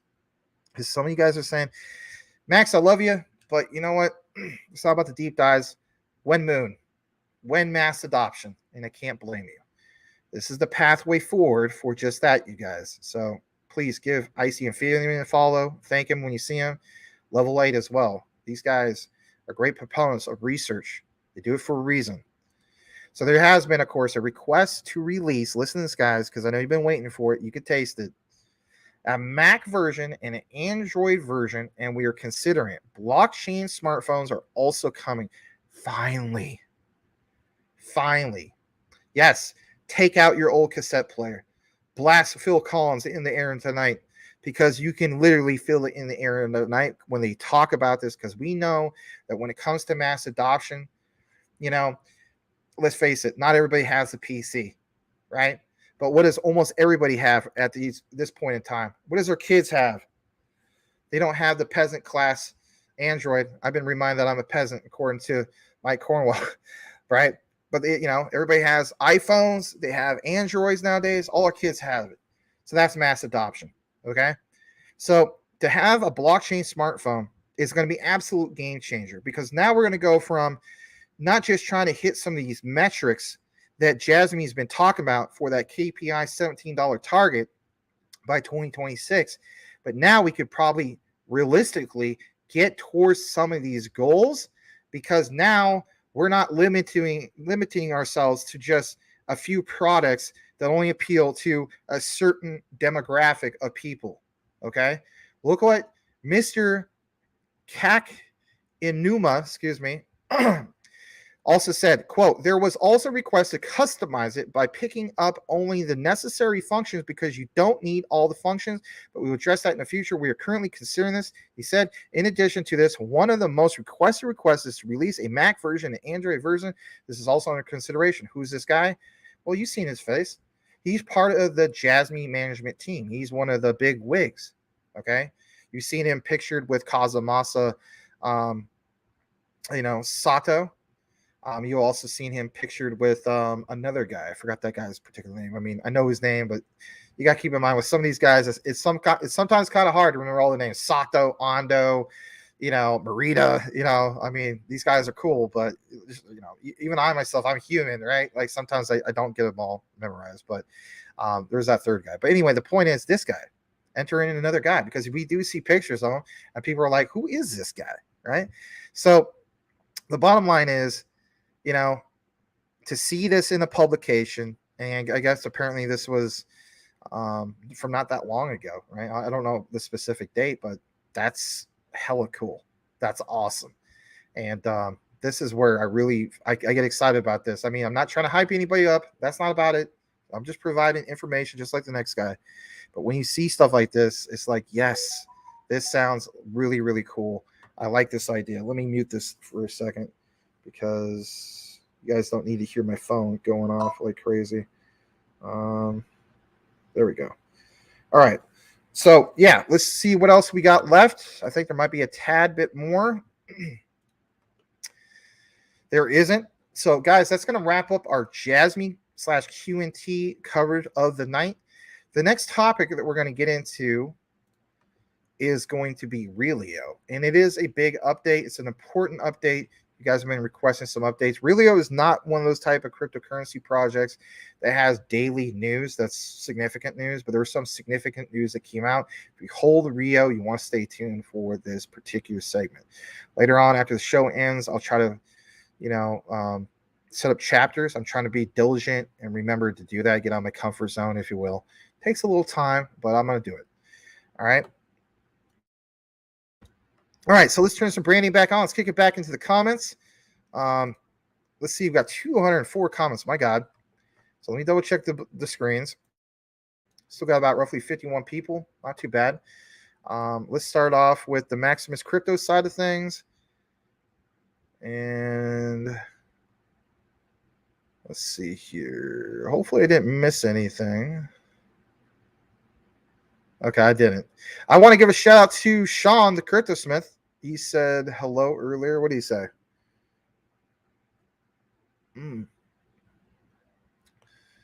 Big up to Sean. We have to get him on the show sometime. I know he wanted to be the first. I'm sorry about that, Sean. I don't know. I lost your comment, but it's in here somewhere. But good to see Sean, the Crypto Smith. I don't know if he's still here. Maybe he's not. Anyway, and let's see here. Let's jump into Will Fix's side of things. So Will Fix is over on his channel. Thank you for that. We have Crypto Smith. He says, "Hey, Will Fix, you look just like Maximus Crypto." All right, Lonzo Turner, YB on Fix. Oh, jeez, that's real nice. I'm with you, but damn. Yeah, okay. I can see why that was deleted. All right. I don't know. Some people, I guess, God bless you, man. I hope you have a better day. Unbelievable. All right. Will Fix. Hello, everybody. I'm sorry I'm not on tonight, spending time with the family. No, don't be sorry. You're in good hands with Max. He is the research analyst extraordinaire. I love you, Max. Thank you, everybody, for being here. My live nights are Thursdays and Tuesdays.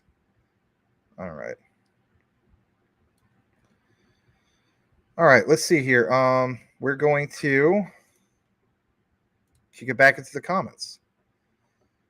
All right, so let's see here. We have, yeah, I did try that. Hold on, I'm gonna go further down.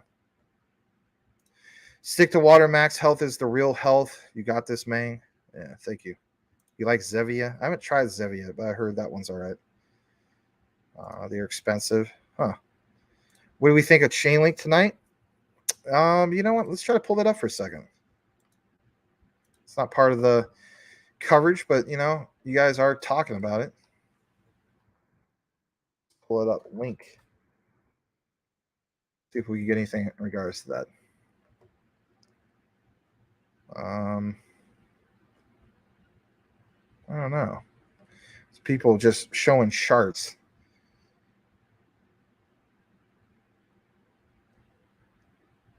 Yeah. I'm not really seeing anything specific in regards to that. But there is this. I'll pull this up for you guys real quick because we are talking about mass adoption. So let's see here.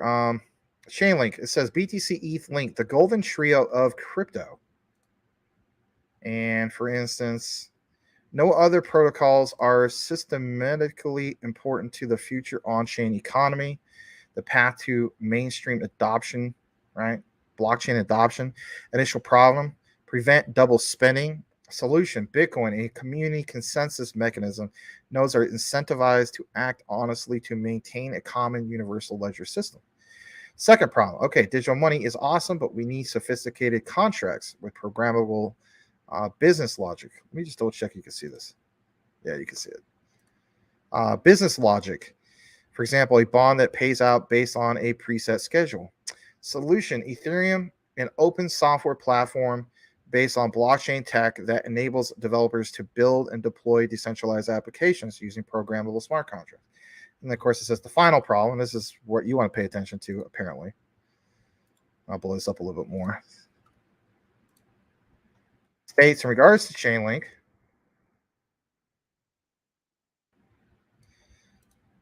Okay, but for real world use 80% of all smart contracts use cases. We need external data inputs to trigger the contract. Did the package arrive? What's the cost of a barrel of oil? What was the rainfall and at that location? We need to be able to fulfill payments via legacy systems, banks, PayPal, Visa, MasterCard, etc. Solution is Chainlink. The Chainlink network provides reliable, tamper-proof inputs and outputs for smart contracts, for complex smart contracts on any blockchain using a community consensus model for verifying external data, where those validating stake their own collateral as an incentive to act honest. All right, let me take you over to the actual Chainlink, the main Chainlink real quick, because I did see something about that. Let me pull that up as well. All right.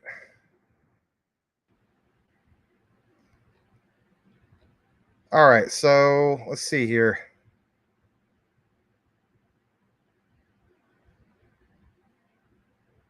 Huh. Yeah, I mean, it talks about some of the tokenization. Let's pull this up for a second. I'm sorry. So this was 9 hours ago. It says Chainlink CCIP played a key role in abstracting away the blockchain complexity of moving tokenized assets across different chains. Lee Ross Technology, domain lead, ANZ Bank. See how ANZ AU of Australia, right? Demonstrate cross-chain tokenized asset settlement with CCIP. I don't know. Was that enough to make it do its thing? Hard to say. But, I mean, that was the recent report. I don't know. Let's see. I don't know. I wasn't prepared for it because I wasn't doing a Chainlink segment. All right. How about this one? There is a collaboration. Maybe this is it. All right. So on the 20th, there was a collaboration between DTCC and Chainlink. And I'll pull that up in a second, DTCC, that opens the door to a multitude of use cases that could redefine how the financial industry operates. Stephen Prosperi, DTC Executive Director, explains why markets are moving on chain. Well, maybe that will explain something. But if it doesn't, then I'm not going to deep dive this too long. Shoot. I just want the necessary cookies. Okay, there we go. All right, so, okay, this is cool. It states that it is increasingly clear, and let me blow this up a little bit more. There we go. It is increasingly clear that blockchain tech is likely here to stay. With 97% of institutional investors anticipating tokenization will evolve asset management processes and 100 trillion worth of assets in the United States that could someday move on chain. Rather than embarking on a wholesale rebuild, oh geez. See, this is where you have the Chainlink maxis, let's just be honest, going after quant, because they reference this. And rather than embarking on a wholesale rebuild of the existing capital markets infrastructure, that is literally word for word from quant, financial institutions are increasingly collaborating with innovative Web3 tech platforms like Chainlink. But the example we also showed you before is all the interoperability with Web3. So it is what it is. I'm not trying to make tribalism. Chainlink to explore how capabilities can be embedded into their existing systems where possible to accelerate the real-world impact of blockchain tech in the global financial system. Our exploration in the space started with our collaborative work with Chainlink as part of Swift's interoperability project. DTCC and Chainlink collaborate on Swift's blockchain interoperability project. As a premier financial market infrastructure provider, DTCC automates and standardizes the processing of financial transactions, mitigating risk, increasing transparency, enhancing performance, driving efficiency for thousands of broker deals, custodian banks. That sounds big because we think of like, wow, who are so, if you're BlackRock and you're the world's largest asset custodian, then you have assets with a custodian bank. And then if you have this with, for instance, Chainlink, then that sounds pretty good. I just want to state this before we get more into this. I have Chainlink. You guys know that I have Chainlink. I made it clear that I own Chainlink. Some of you guys have Chainlink. But when I look at Chainlink, okay, and this is not me fudding, I'm just being real. If I had to compare like what one is going to do more in a bull market, I have to go with Quant. I look at Chainlink 20 to 50x. I mean, that's not bad. I'm not complaining, but it doesn't put this to, like, for instance, what QNT puts it, but teach his own. One of the cornerstones of the success of DTCC, other major financial market infrastructure providers, is that, like Swift, because we know that Chainlink has that confirmed for real partnerships with Swift. Other ones they claim about, having things with Swift and they don't have it, but that is a confirmed partnership. It says has been establishment of industry standards. We talked about standards earlier. Allow multitude of financial institutions operating on disparate systems. Swift's project explored standardization in blockchain interoperability by showcasing how financial institutions and FMIs can utilize their existing Swift connection in combination with Chainlink to instruct the transfer of tokenized assets across public and private blockchains. Chainlink CCIP was used on the back end by Swift to facilitate secure cross-chain messaging and token transfers, while DTCC served as a token issuer and Central Securities Depository, CSD, or specifically DTCC minted and issued bond tokens compatible with Chainlink CCIP and distributed them to Swift's designated test wallets. I mean, to be honest, like if this is the first time you were researching Chainlink, I mean, it sounds pretty darn impressive, does it not? So for me, it's like, yeah, it does. So as a result, I'm just going to own both. Kind of like with Ripple and Stellar. Why not just own both? Why be a maxi on any of this stuff? Just throwing that out there.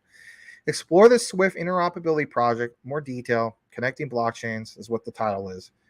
And it says their involvement with Swift's blockchain interoperability project underscores their commitment to staying at the forefront of FMI innovation and creating new opportunities for their clients to optimize their financial operations and achieve new value via digital technologies. Overview of how Chainlink CCIP interfaces with existing Swift infrastructure to orchestrate the secure transfer of tokens across blockchain networks. And here it all is. This is a great breakdown. I like how they give you some visualizations. You guys know I like visualizations. So we talk about the whole thing of Swift with the classic MT messaging layer or messaging system, right? The old outdated thing from the 70s. So, we know that Swift needs to upgrade with the whole thing of ISO 222.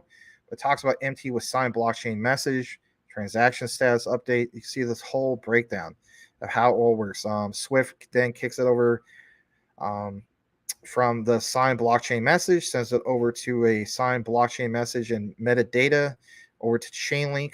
And it kind of like works together, I guess you could say. I mean, it's kind of easy to follow. And then it has a whole big breakdown. So, I mean, obviously, I can take more of a deeper dive into this. And in reality, I'm not going to really do that today. I mean, maybe I do it some other day. But there's a lot to be mentioned here. But that whole thing with Swift is very impressive. And then that was probably the main reason why I got into. So let me just close that out. That was the main reason why I got into Chainlink, because I was like, I like the confirmed Swift connection. That's a real connection, and that is worth pointing out. All right, so what we need to do then, because we're kind of getting derailed here, and it's fine. You guys are more than welcome to comment on anything you want to comment on. I'm gonna double check both screens. Let's see if there's any more haterade from Will Fix's side of things. I will state this: I've been doing this for over a year and a half. So anyway, it is what it is. I'm not gonna go after this guy anymore. But basically speaking, yeah, it's whatever. I mean, that's, you say you're sorry, but that's kind of low life, to be honest. But it is what it is. I've been doing this for about a year and a half. I'm not on anybody's, you know what. We're partnered together. But it's whatever. Continue to watch him. Continue to watch me if you choose to do so. But I'm not a big fan of low life talk. Never have been. All right, let's see. Let's go further down. Let's see here. Dingy didn't think you could click it, so I shared it for you. And let's see here. You're fishing live today. Cool. Very cool. Legendary. You have to drink Coke imported from Mexico. No. No, because that's sugar, and I actually prefer the high fructose corn syrup. I think it actually has a different taste, but whatever. All right. Dingy, my second account was locked. Have no clue what's going on with X. And that's crazy. Was it a Space Chick? I guess had to do like 7 accounts or something like that. She has a reasoning for that. All right, let's welcome OG Crypto, Mr. Gangsta. Welcome. Glad to have you here. Appreciate you.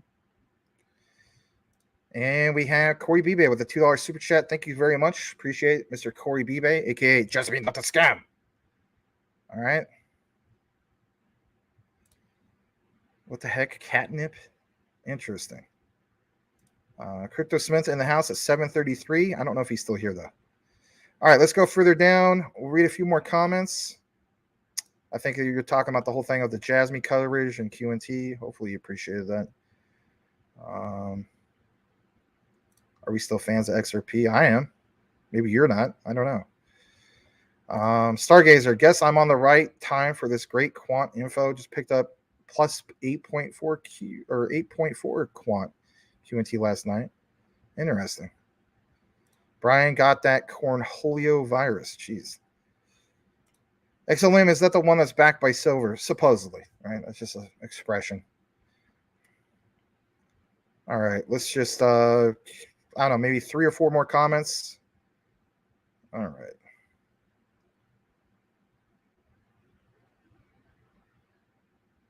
Yes, indeed. Give him a follow over at cryptoinfo_DYOR. All right, Bao Wen. Imagine senior of Sony let it get hacked. No, that wasn't the coverage, but I hear you. JASMY to the moon. Oh, seriously, no. All right.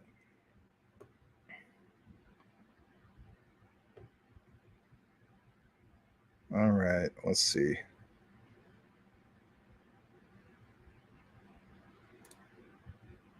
Just learn. All right, let's see here. All right. Just trying to kind of get caught up on the comments. And it might take a while. I think it says it's 8:18 my time, which is about, 11:18 at night for some of you guys in the East. All right, let's read this from Ricky Tifi. Good to see you, man. He says XRP or XDC, XRP, QNT. Yeah. Equals retirement. I would agree with you on that one. And yeah, I need to get some more of that. All right, let's see here.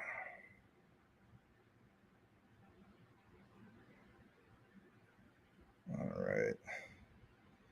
The one and only. All right, Chainlink will be huge. Chainlink will crush quant. You really believe that? Huh. All right. Well, difference of opinions, and that's okay, Chainlink working with Swift is a huge deal. That's why I mainly got into it. I like the idea that it was a confirmed partnership. Let's read this from Din G. If I was 100% sure XRP would be the one, I would have spent all my 10K there. I have doubts and spread it in some other projects. My main thing is just I like the idea that I want to be diversified. I mean, a lot of this stuff just doesn't just go off just one day. It's like, XRP might be a particular day. Your Stellar, some people say, well, Stellar and XRP the same day. Okay. What about your XDCs then? What about some of the other ones? And we have seen that with XDC. Remember how March 20th came? ISO 222 went live. Everybody was thinking it was going to be, Stellar and Ripple's XRP. Actually ended up being XDC. July 20th, Electronics Trade Documents Act. Same type of situation, and it was obviously XDC. I mean, that made more sense for the XDC anyway. All right, I think I'm close to the bottom. I'm gonna read this from Stargazer. I find it hard to get rid of some of his bags. He says he got rid of the dogs and frogs through and held on to some ladies. Got rid of the dogs. Jeez. All right, let's read this. Michael Henderson, what's happening, fam? Anyone interested or invested into the RMT coin? That got asked twice in a row now. I might have to look more into that. But welcome to Michael Henderson and also Andrew Hollins III. Thanks to you and the person who let me know about Tether. Cool, man. Speaking of Chainlink, let's welcome back Michael Santiago. Good to have you. Good to have you.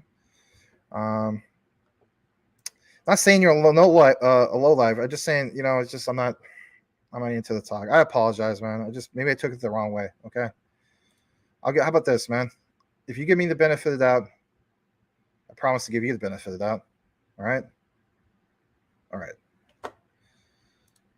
No worries. All right. Let's go further down. Dingy. You guys have 50K invested into crypto and willing to lose it all. How about 78K to be exact? But that's where I'm at. And some people say, what, Max, why don't you get in this, get in that? That's like another 25 to 28K. I'm not cool with that. All right. Yeah, no worries, man. He is.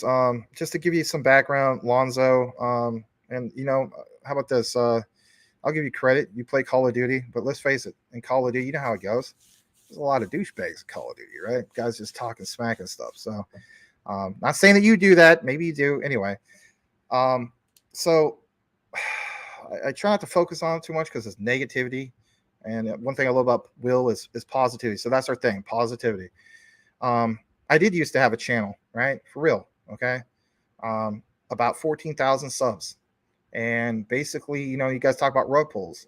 My former partner freaking rug pulled me, all right? That's all you need to know.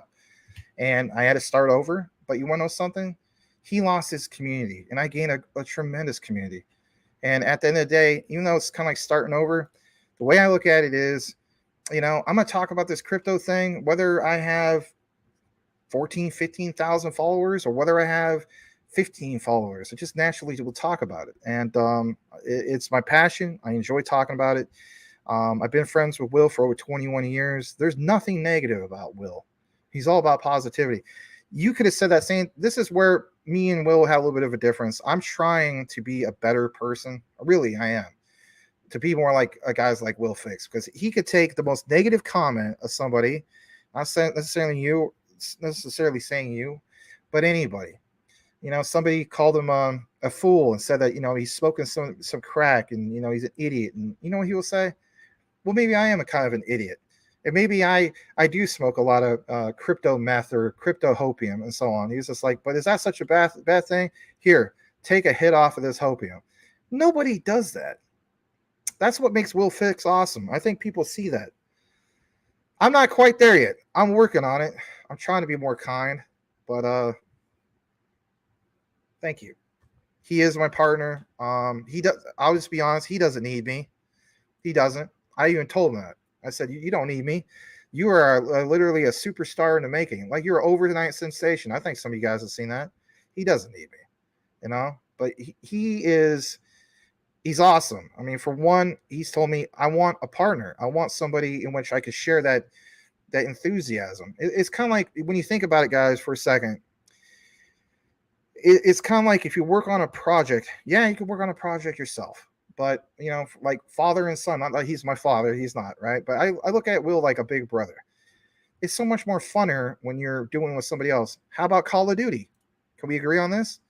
When you're playing Call of Duty, how much more fun is it to be able to play those games with your bros, right? With your friends and so on. Who celebrates a birthday by themselves? Maybe I do. But my point is, isn't it so much more funner to do it with community or a friend? Making a movie.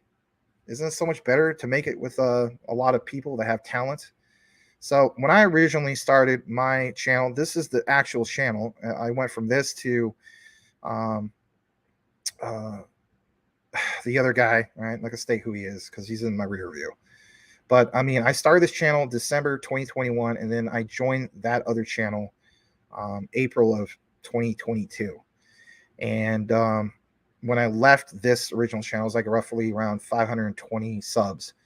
And I've been going about 1 month and 1 week, I think it is now, and went from 525 subs to a little over 2,000. So I do have some of that momentum. I don't have that Will Fix momentum. I mean, I'm really proud and happy for Will.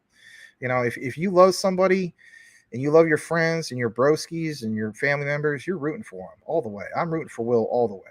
I am so proud and so thankful that he's doing well.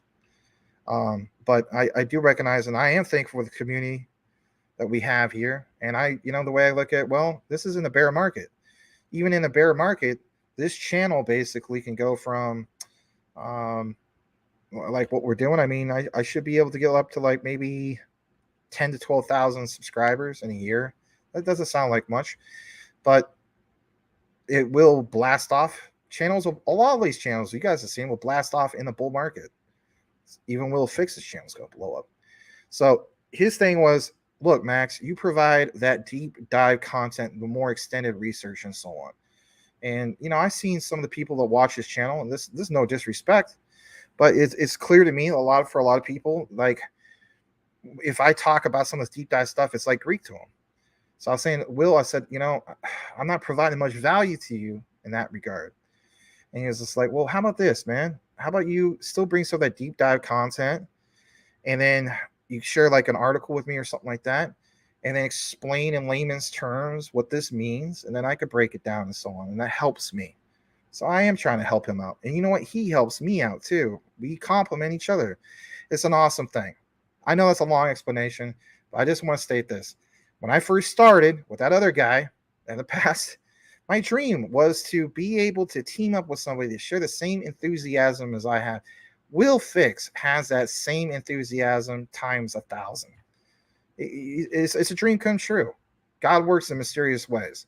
I think that Will Fix is the direct reaction of how God works in mysterious ways, of how he came to, this whole thing of, he didn't even want to make a channel. I just encouraged him. I was like, man, just give it a shot. Like, just do a video. Don't put restrictions on your capabilities, And he did it. We even talked about this earlier. So he did it. He's overnight sensation. It's incredible. And there was a few years that we didn't talk because, not because we didn't like each other. It's just because, we get older. People grow up and go different routes. Just like you, Lonzo. It's a Call of Duty. It was technically the prequel to Call of Duty, Medal of Honor, Allied Assault, through this clan called DPG. Right? I'm DPG Maximus. He was DPG Will Fix. Will Fix is actually his name. And basically speaking, we were passionate about those gaming. And as a result, we had probably the biggest online gaming community in all of Medal of Honor, Allied Assault at one point. DPG was where it was at. You go to our server, 64-man server, and it was basically packed 24/7, 365. And I met a lot of DPG members, right?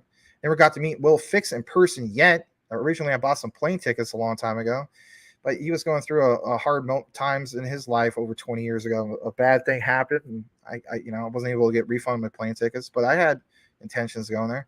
But it's going to happen. I'm going to go see Will for real in person. I'm looking really forward to that, to finally being able to do that. All I'm trying to say is we came together with gaming, and then there was a period of time where real life got in the way, but we got reconnected with the whole thing with crypto, because just like gaming, we share that same interest, and now we share the same interest and passion. But instead of creating a gaming community, we're creating communities for crypto, and it's awesome. And I'm so blessed to have them.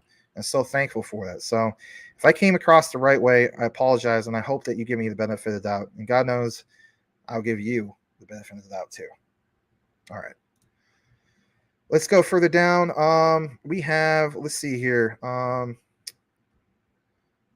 Yeah, maybe at that time I got disrespectful about that. I'm sorry. I apologize. It's just been kind of, I'm a human being. Sometimes I have a bad day too. And it's text too. Sometimes text can get really misinterpreted, especially like those of us that have girlfriends or wives. Why do our girlfriends and wives talk in subliminal messages? Just to state this real quick. I'll get back on the topic of crypto. You get a text from your loved one. How about this one? I'm sure all you guys get this. Hey, honey, you hungry? Or hey, babe, you hungry? If you answered no, right, then they interpret it like, okay, the hell with me, right? That's their way of telling you, hey, I'm hungry. But they talk in those subliminal messages, and the text can get construed. There's a fight, so on and so forth. But anyway. All right, let's see here. Enough about that. I'm going to kick it into what we have in regards to this last part, which is Realio. Welcome to Joshua Fix. See, he's a former DPG member. Good to see you, Joshua. That's cool. All right. I'm reading this thing from Jeff Pruden. I'm not going to pull it up on the screen.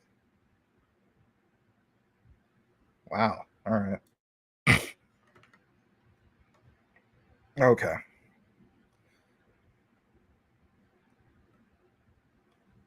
I'll read this. I like positive vibes. I was joking a little out. Yeah. I mean, me too, man. And that's all it's about. It's just benefit of the doubt. It's text. It gets construed.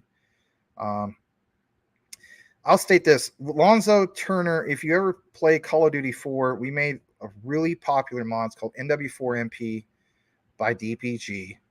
We made a couple trailers for it. We hit 460,000 plus users worldwide at one point. It was the most popular mod in all the Call of Duty 4. 18 new kill streaks. We took the guns from Black Ops, MW2, MW3, support for over 500 maps, exotic textures, all that stuff. I went to a couple of VCs back in 2015. I got the funding. They're all greedy. 85% of the profits and so on. It's like to forget that, man. If I go with your guys' plan, I'll be making a McDonald's salary. Nothing against people who make McDonald's, but I'm not trying to make a video game and make McDonald's salary. So I said to myself, there's got to be a better way and so on to keep this dream alive. And as a school teacher, we don't make much money. But when the whole thing of 2021 happened for me, when I was able to take 10K to turn to 120K, I said to myself, my God, I got bit by that crypto bug. I said, at some point in the future, I'm going to be able to live out my dream. I'm going to be able to create my own video game. And that's another thing Will Fix and I want to work on in the future. We want to create a real true sequel. There ever was one to Medal of Honor Allied Assault. Call of Duty, I mean, don't get me wrong, I like Call of Duty, but never was a really true sequel to Medal of Honor Allied Assault. So that's one of the things we plan on doing together in the future, many years down the road. But I agree. Will Fix is a cool dude. And you good with me? Well, thanks, man. I appreciate that.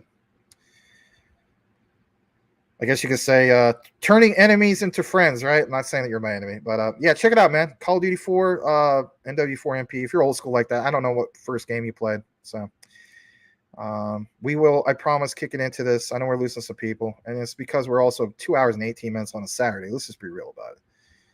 All right. Dingy, I don't wish him bad things, but I hope he repents from his ways and becomes a better person. I know who you're talking about. You're talking about my old partner.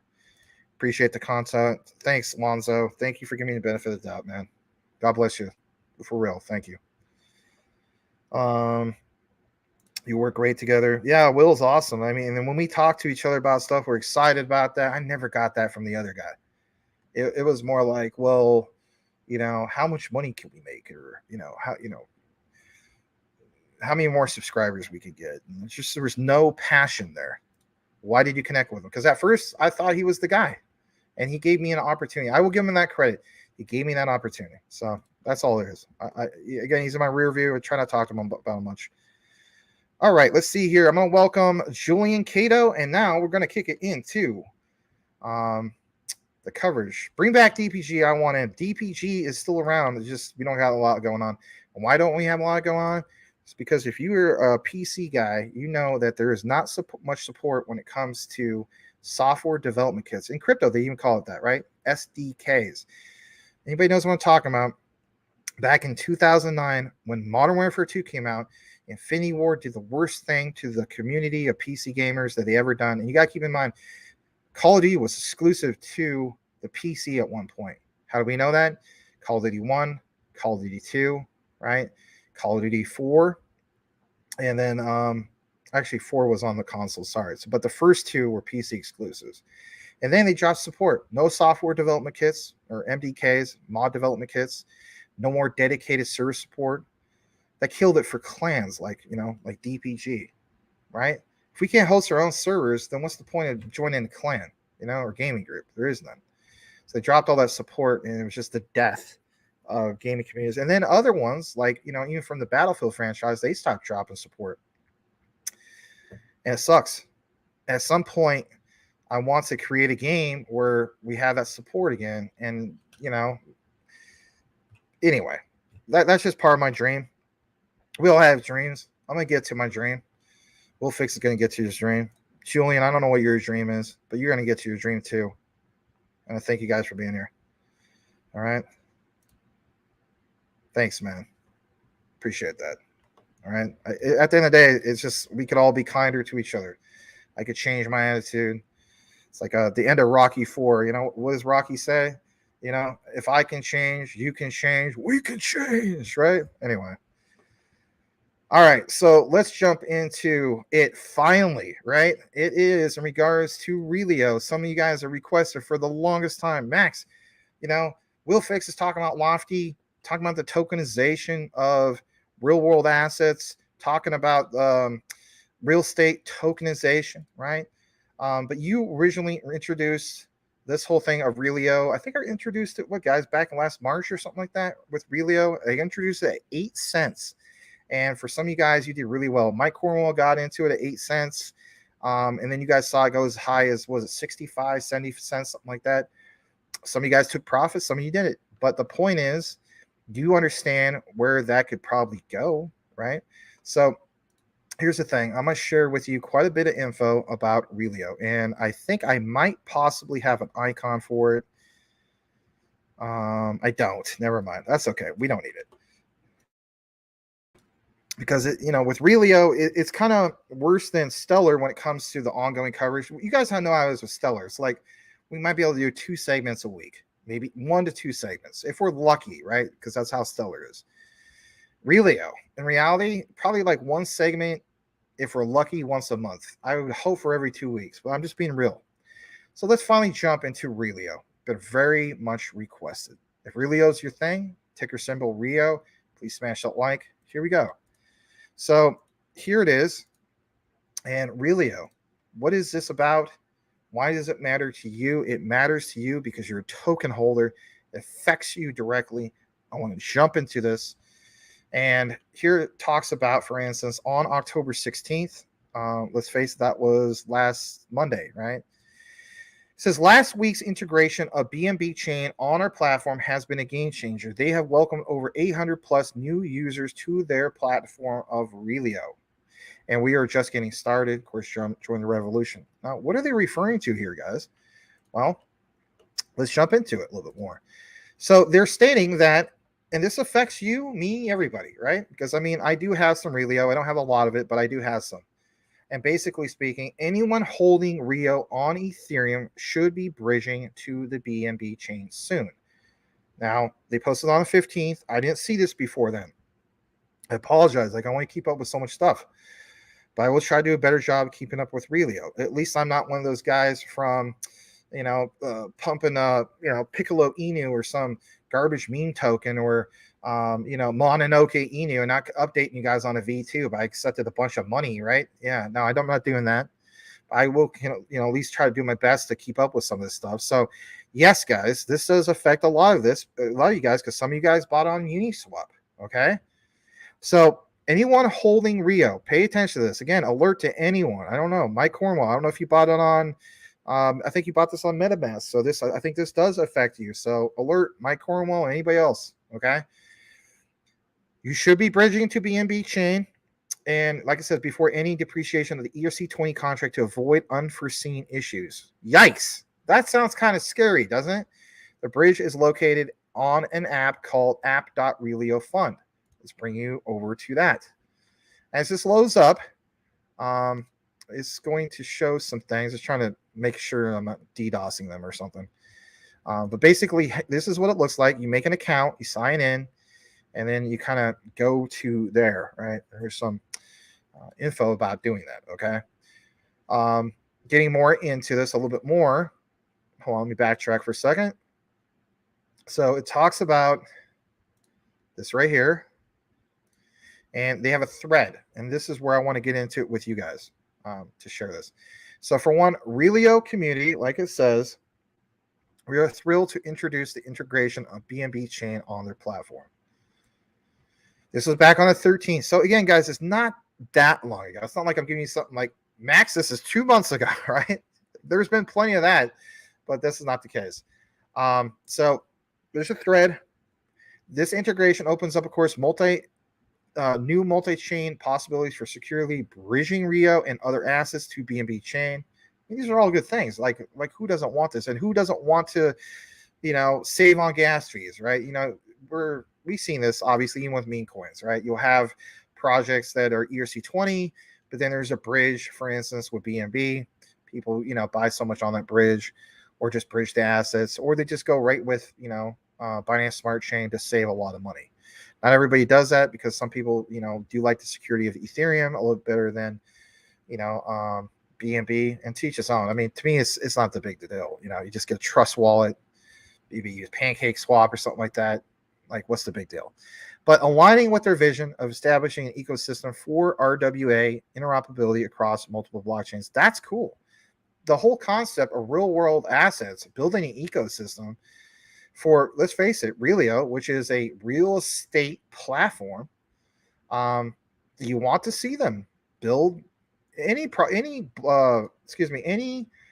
crypto project wants to have a thriving ecosystem. This point right here, it also means that those participating in multi-chain RIO block rewards on Algorand will see these transitions to BNB chain. Let's face it, most of us aren't doing that. Some of us are. So what about you? Are you that type of guy that was receiving some of those awards? So this affects you too. Might want to look more into it. And speaking of which, that's what we're doing. So if you're currently staking on Algorand, you can bridge your assets to the BNB chain using app.realio.fund. Again, just install it, right? It's not going to take that long, and you can apparently seamlessly do it without any problems. Now, back to the whole thing about BNB chain. Users will be able to hold Rio and other assets directly in MetaMask. So I think this would affect Mike Cornwell. I believe he did say you purchased it with MetaMask. They recommend, though, that users holding the ERC20 version of Rio on the Ethereum bridge take action and bridge their token to BNB chain on app.realio.fund. So again, for some of you MetaMask people, do that. Another thing I want to state is if you're using the web-based version of MetaMask, okay, I don't want to see any of you guys get wrecked. Please don't get wrecked. Do not be lazy with this. And I don't mean that disrespectfully, but let's face it, we're all lazy. We can be lazy about certain things. You know what I mean? Like, I could be lazy about whatever. You could be lazy even about having a plugin installed. It's not that hard. All you got to do is, as soon as you're done with this, just make sure you go to your plugin if you're using the web-based one, and then disconnect MetaMask. Don't leave it plugged in. You make yourself at risk. Because here's the thing. If you have another plugin and it's one that's not necessarily like 100% trusted, there's backdoor ways that they can go from another plugin to your MetaMask and then take your personal data.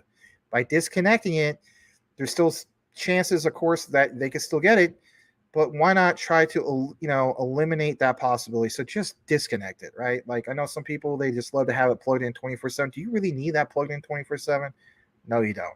So don't have it plugged in 24/7. Make sure you disconnect it. All right, so they go more into this. Why did we choose BNB chain? And this is where I want to bring it to you guys, because that's a great question. Like, you know, on the surface, it's like, okay, BNB chain, that makes sense. Because obviously Ethereum gas fees suck, especially at the height of a bull run. Getting slapped with big gas fees, like nobody likes that. Obviously, with Binance Smart Chain, it's going to be a lot cheaper, right?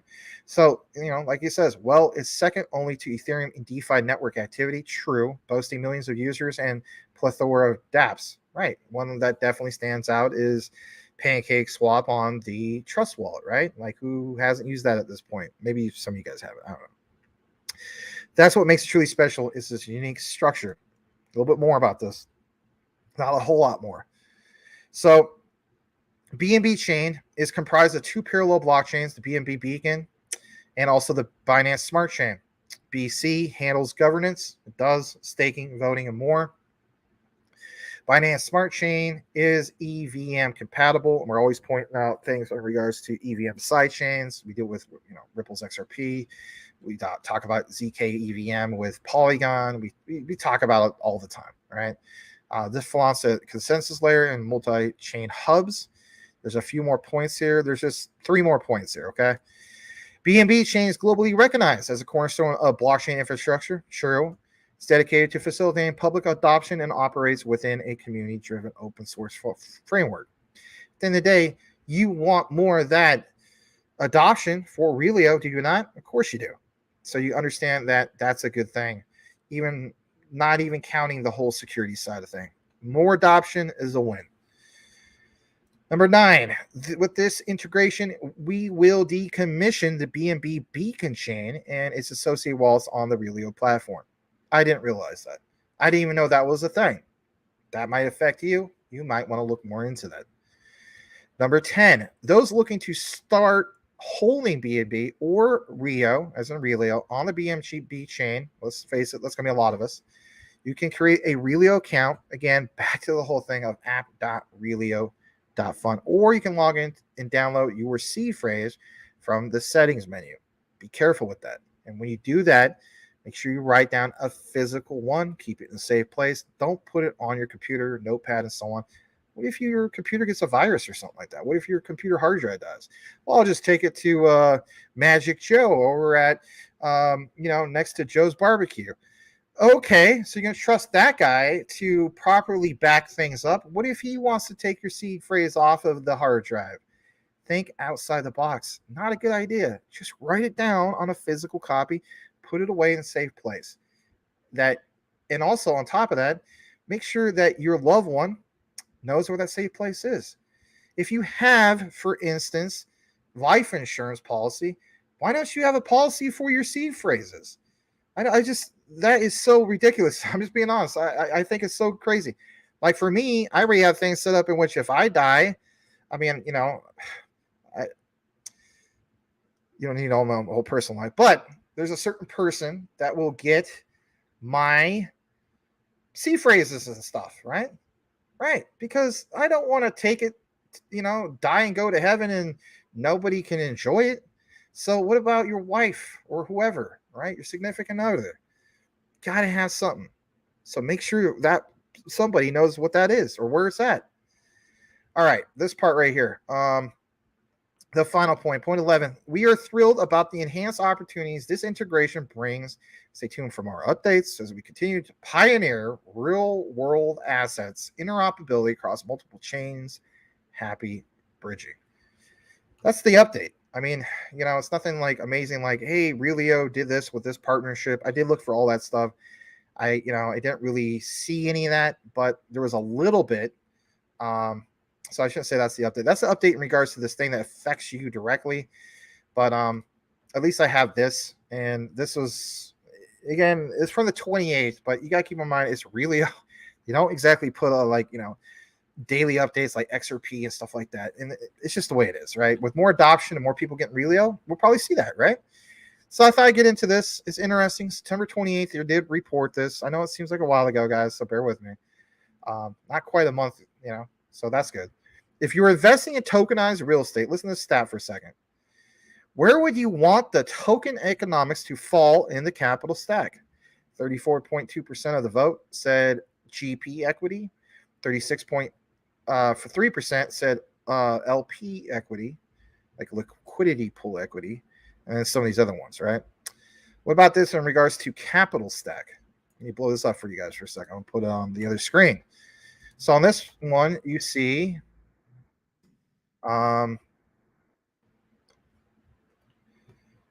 where it says the capital stack. The cap stack details the sources of capital used to acquire and finance a real estate transaction. This is good visuals, right? So it says high risk, high reward, to low risk, low reward. Everything has risk. Let's just be honest, right? There's nothing that's 100% soundproof. Maybe Warren Buffett's right. Maybe it's Coca-Cola, right? Coca-Cola stock. But there's still a little bit of risk. So common equity, were you aware, has, for instance, the highest upside potential. There's, the whole thing of how you can receive cash flow distributions, basic ownership interest with the potential tax benefits. There's no collateral, which is very appealing. Let's be honest. Last to be repaid, but there's higher risk. Common equity means an investor's money in a transaction that reflects basic ownership. Okay, what about preferred equity? I know we're getting to some of the stuff, but it is interesting. So with preferred equity, there's less upside than common equity. There's higher yield than debt, receives payments before common equity, and there's higher risk. But preferred equity has the whole thing where investors' money that can, see certain benefits above basic ownership. Again, a little bit higher risk. What about mezzanine debt? Higher returns than senior debt, secured by ownership shares of the property, repaid after senior debt, but before equity. There's medium risk. It's a secondary loan against the ownership of a property. And again, the last one, senior debt, which has the lowest risk. Okay. But there's no gains from appreciation. And in reality, I wouldn't even mess with it. I'm just being honest. I wouldn't. But do what you got to do. There's no, for instance, there's fixed interest payments. People do like that. Most people who buy homes. I used to be a loan officer for 2 years back in 2005 to 2007. And, most people like the whole idea of 30-year fixed mortgages. Why is that? They want a fixed rate. But the reality is, if you ever bought a home, for instance, the whole thing of what? The whole idea of your first 10 years, you're paying towards interest anyway. I would always tell clients, I would say to them, look, I know your heart's set on the whole thing of a 30-year fixed loan, and rightfully so. But in reality, when somebody says, yeah, but I'm going to move back to the Chicago, like they live in Phoenix. I'm going to move back to the Chicago area in, 3 years. Okay, if you're moving back to the Chicago area in 3 years, you don't need to have a 30-year fixed loan, because we know on the first 10 years, like I said, that's interest. So 3 years, you're just doing interest. That doesn't make sense. And that's, of course, where ARMs became more popular. And I know a lot of you guys are going to say, no ARM for me and so on. But that was a popular thing because in reality, it's adjustable rate mortgage. It did save people who were doing something like moving back to Chicago in 3 years. And then basically speaking, they could always just go with something else where they do a refinance on that ARM or enter into hey, now I'm in Chicago. Okay. Now, are you going to stay in that home that you chose for 30 years? Yes, I am. Now go with what? Go with the 30-year fixed mortgage. And then, of course, there's other people who do HELOCs, home equity line credits. Why am I talking so much about my loan officer days? I don't know, but probably because the whole thing of real estate, right? Realio. So I like the idea that they give you some of that education. It says the capital stack. The cap stack basically means details the sources of capital used to acquire and finance a real estate transaction. They're educating people on this because they feel as though they need to know. And I think you guys appreciate wanting to know as well. All right, jumping back to what we have in regards to all this. I think that might wrap it up. It does. So that's the update for Realio. Don't expect it every day because I can't just pull magic out of the hat every day with Realio, but we'll do our best to try to, continuously cover it a little bit more, because I realize a lot of you guys put in a request for it. I also realize a lot of you guys from the old channel got into Realio because of that deep dive video. Trust me, I get it. And I do appreciate that kind of feedback. It tells me that you liked what we covered originally. We have a little bit left on the coverage for tonight, which is some of the community-driven news. For now, we're going to kick it back into the comments. All right, let's read what we have left. I'm going to kick it back to the other channel, Will Fix's side of things. There's 6 people watching there. Thank you for that. And I believe it's from Dingy, but let's check. Let's see here. Andrew Hollins III, y'all work great together. Lonzo Turner, you have a subscriber in me, bro. 100%. I already read that. Thank you. Thank you again, man. I thank you so much for giving me the benefit of that. And I'll do a better job giving you the benefit of that. So you said, likewise, bro, apologies. Yeah, no problem. Boom.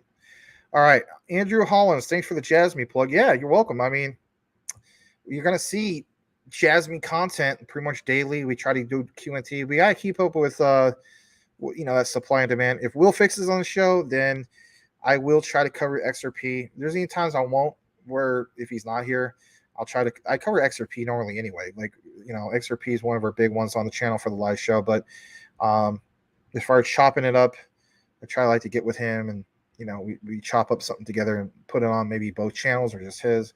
But if I do cover XRP and you see the chopped up version, which is recorded, it will most likely be exclusive to his channel, because not a lot of people watch it on ours. And at the end of the day, I mean, what's the point of taking all the time to do it if not many people are going to view it or subscribe to it, right? Yeah. All right, let's see here. Let's read a few more comments. Dingy says, sup, y'all. I was in the other channel. Was like, where does he read the other comments? I can't see. Yeah, I'm just not clicking on it because I'm looking at the other channel. Lonzo Turner says, I wish you all the best. 100%. Thanks, man. Andrew Halls III, ARC plate for your seed phrase. If they support your coin, something to look into. I saw another one, in which was like a physical one. I forgot what that was called. A lady that we used to be teamed up with, Marie Anderson. She did like some coverage about it. It was kind of a cool thing. It's like a little metal thing. Andrew Halls III, never put your seed phrase on your phone. Right? Yes, don't put on your phone either. You can lose your phone. Yep, hackers. You never know, man. You think you're secure, and then you find out you're not. Or how about this? What about when you lose connection? You go off Wi-Fi, or even if you go off your data plan. What if you use a scraper? Like somebody's just scraping data, like a helium, right? I know it sounds bad, but it's true. So you just don't even realize it. So that guy scrapes data. You want to assume that he or she is a good person, that you're just using their mobile hotspot or whatever, right? But they're scraping your data. What if it's not a good person? Boom, they got your seed phrase. So no, not good, right? Andrew Hollins, the third season. David Shee, welcome. XLM price target. For when? I mean, are you holding it till 2026? So my thing is, for Ripple's XRP, I honestly, this is my opinion. I could have one. I see a minimum of like 1,000, which sounds crazy. So the way I look at it is, I would say, Stellar, maybe 650. All right. Yes, per coin. That sounds crazy. Okay. What about the big stuff? 10,000 XRP overnight, like we said. If XRP is able to do that, then the way I look at it, and I'm with Rich at Common Sense Crypto about this one, then I see Stellar doing 6,500 to 7,000. That's just the way I personally look at it. Now, on the short term, what about the end of the year? I honestly think that by the end of the year, there is going to be a first big, huge milestone for Stellar. And that's because Sorbonne goes live by the end of the year. They stated that. Mainnet. 70 plus projects going live. That's their premier smart contract platform. Okay. All we need is like a handful of those to be real significant ones. That's price shock. So do we see Stellar at around 10 cents? I don't think so. Would it be enough to get up to maybe 30 cents and be up there with like your Ripple XRP? Possibly. But I don't know if it's going to be like, hey, by the end of the year, all of a sudden this is $1. Possibly, right? Especially with the whole thing with ISO 222 in November. But I guess I'll be a little more conservative with that. But I'm not holding my Stellar for 30 cents or $1, $5, $10. I'm holding it for like hundreds of dollars, thousands of dollars. It's like one I'm practically married to. That's for me. Do what's best for you. None of it's financial advice anyway. Some people think XLM can run harder than XRP. Yeah, there's reasons for that. You know, the way I look at it, it's nice to own both. I've talked about this with Will Fix, David Chi, and that basically is when it comes to XRP, I think it's safe to say that about 80% or more people that own XRP also own Stellar. And I was like, you know, you probably want to start covering Stellar. And he agreed. And Will Fix owns a lot of Stellar. You know, I don't know if you ever heard his how much he said he owns with XRP. I'm not going to tell you guys because maybe you don't want me to tell you. But I think there's a couple times he mentioned it in the comments. But yeah, he owns a lot of it. And I think it might be even equal. And the point is, you're gung-ho about XRP, you know, there's going to be people who are going to appreciate that Stellar. So look forward in the future. This is not me throwing Will under the bus. I mean, you know, we've been talking about it. You're going to see him talk about Stellar too. And I think that's cool. I obviously cover Stellar on my channel. I talk about Sorbonne quite a bit. I need to start talking more about some of the other ones, your strongholds and so on. We've been getting a lot of requests about that. I'll read a couple more comments from Will Fix side of things. Andrew Hollins III, could you post a link of the woman that has a different plate to store my seed phrase? Yeah, I could do that. I could definitely do that. Let me see. I'm gonna pull that up for a second. Her name is Maria Anderson. I mean, I have nothing against Maria. Pull up Maria Anderson Crypto. I'll pull up the exact video that she had. Let me see. I'm gonna type in seed on the search and see if that comes up that way. Yeah, here we go. It's called a Lipple. All right. I'll put it in the comments. It's only a 5-minute and 50-second video. She released it 6 months ago. She got 1,200 views on that video. That's cool. Good for her. All right, so here it is. I'll put right in the comments, and that will give you. It's called a Lipple. That's what it's called. A lift fall or a Lipple, something like that. All right, let's jump back to. Yeah, you're welcome, Andrew Hollins. So when I type that over, it looks like it's coming from Will Fix. It's actually coming from me because we do the dual stream. So that comment from Will Fix is actually for me because I'm have management access to his channel. All right, so you got that link. Let's read this from Dingy, aka Daniel, 8:30 p.m. World Economic Forum will put another one in his place. I'll have to check that out. All right, Tia says, when you blow up in the bull market, don't forget us. Oh, geez. Listen, Tia, I want to be honest with you. I don't know if you're still watching. There's no chance I forget that. You could take that to the bank for real. Like, you know, there's a saying that people have. I saw on Facebook like over a year or two ago. It says something like, don't expect me to be, if you can't, what does it go? If you can't be a part of my struggle, my journey of my struggle, don't expect to be part of my, what is it? I forgot how it goes, but you know what I mean? Don't expect to be part of like my finish line or, you know, to celebrate my riches with me or whatever, you know what I mean? Like my fortune and fame or whatever. I would agree with that. You know, these people that don't want to weather the storm, the good times and bad. Yeah, I'm going to remember you guys for real. I mean, knowing that's why I like that you have a custom avatar. You know, you put a a name to a face, as the saying goes. And that makes it a lot easier. All right. So thank you for that. And of course, I'm going to remember Dingy, and if he changes his avatar, you know, because he's dingy, you know what I mean? And then, you know, I always like data plan. That's how you recognize me, Max? Yep, it is. Data plan. You know, if I had a phone, you would come up in the, you know, under the list, you know, like, I don't know if you guys ever watched Curb Your Enthusiasm, Larry David. You know, what does he have one? It's like Wendy Handicap. It's so bad, right? But that's what shows up in this phone. So if it's dingy, it would say data plan. Really, bro? I'm unsubscribing. Yep, says data plan. That's what it says. Sorry. I'm kidding, man. But that's kind of funny. Anyway, I'm of course remember dingy. The one and only. That's a unique name, but you need to get a custom avatar, right? So something speaks more of who you are and what you're about. I don't need that, Max. Think about it. I'm the one and only. That is true as well. So I might be eating those words. Lonzo Turner. I'm going to recognize him because look at that. Call of Duty. There you go. He's got the beard. I got a beard. So, yeah. All right. Let's see here. Let's read this from Alonzo Zuniga. I think BTC is going to dump hard. Could very well, but want to know something? When we get those ETFs, that it's not just fake news, but real news, and they're done, then it pops hard, and it pops really, really hard. It takes the overall crypto market, it puts it on its back. You know what I mean? All right. Let's read this from Mr. Z, aka Jeff Pruden. And I'm not gonna forget Jeff Pruden, for crying out loud.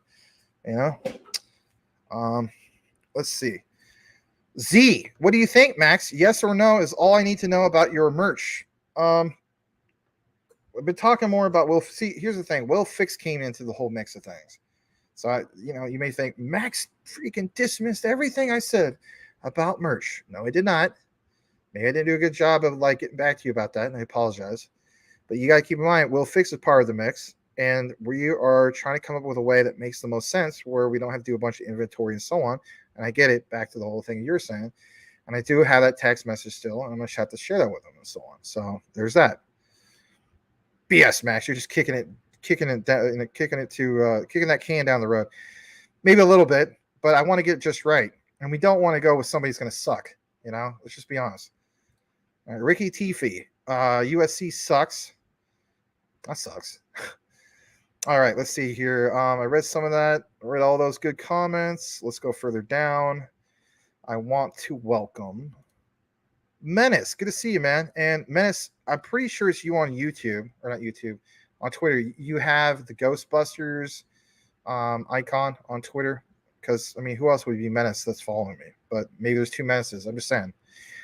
All right, X YouTube. We are there, dude. Hello, everyone. Very cool. Good to see you, Menace. Appreciate the support. All right, let's see here.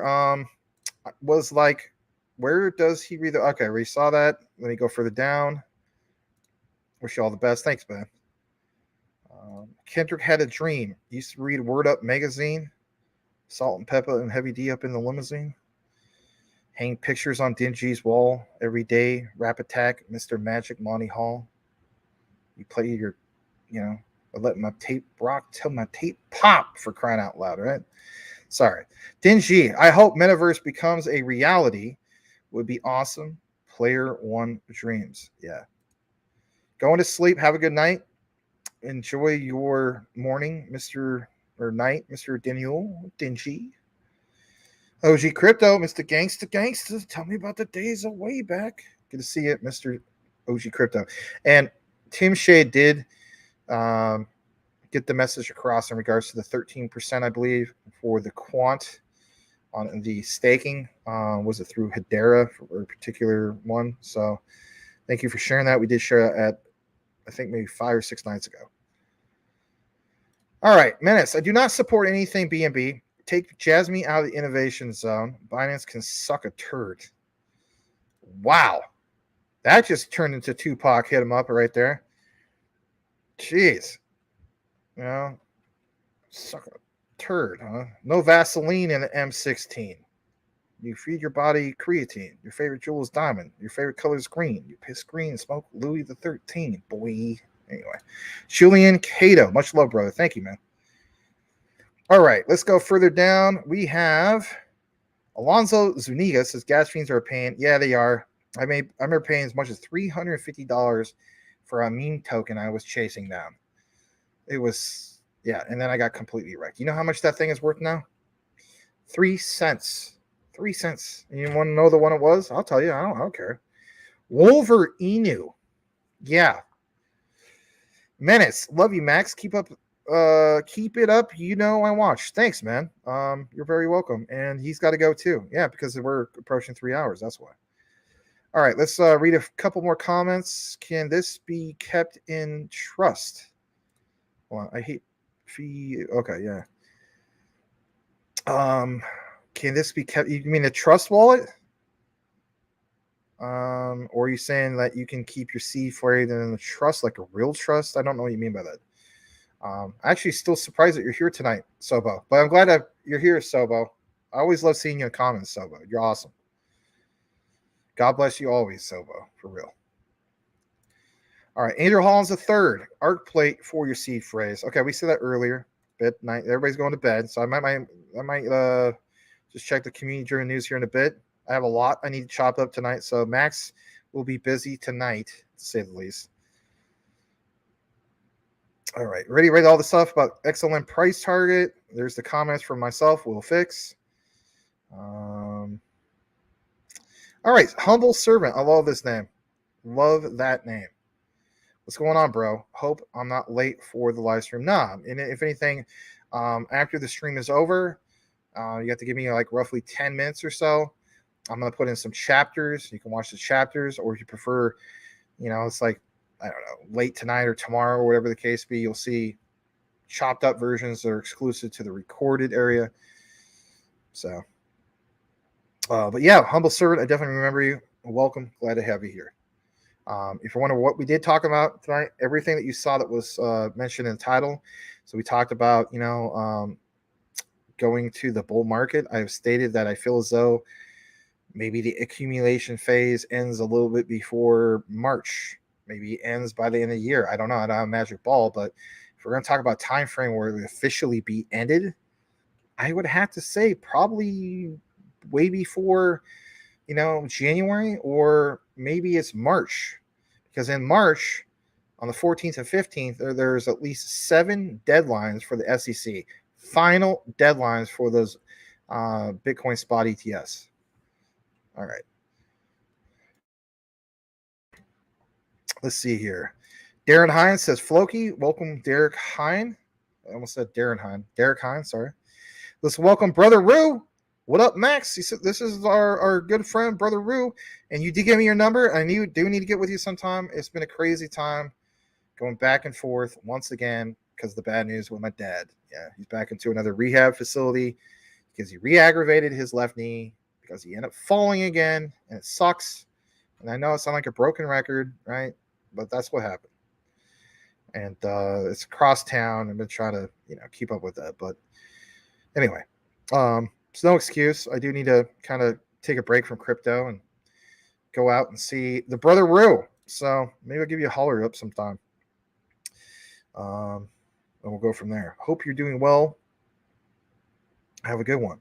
Thanks, man. You too. Let's give our Brother Rue Black, the Brother Rue, let's give him a plug. And you know what? Here he is. Let's share his channel. It's at Black Rue. Really easy on both Twitter and YouTube. Let's share his channel. And we'll have to get you back on the show, Rue, for real. Okay? For real. Give our fellow Brother Rue a follow. Why do that? Well, for one, let's help him get to 2,000 subs. And Black Rue Investing is the name of, I think, his Telegram as well. But anyway, at Black Rue on both Twitter and YouTube. Here he is.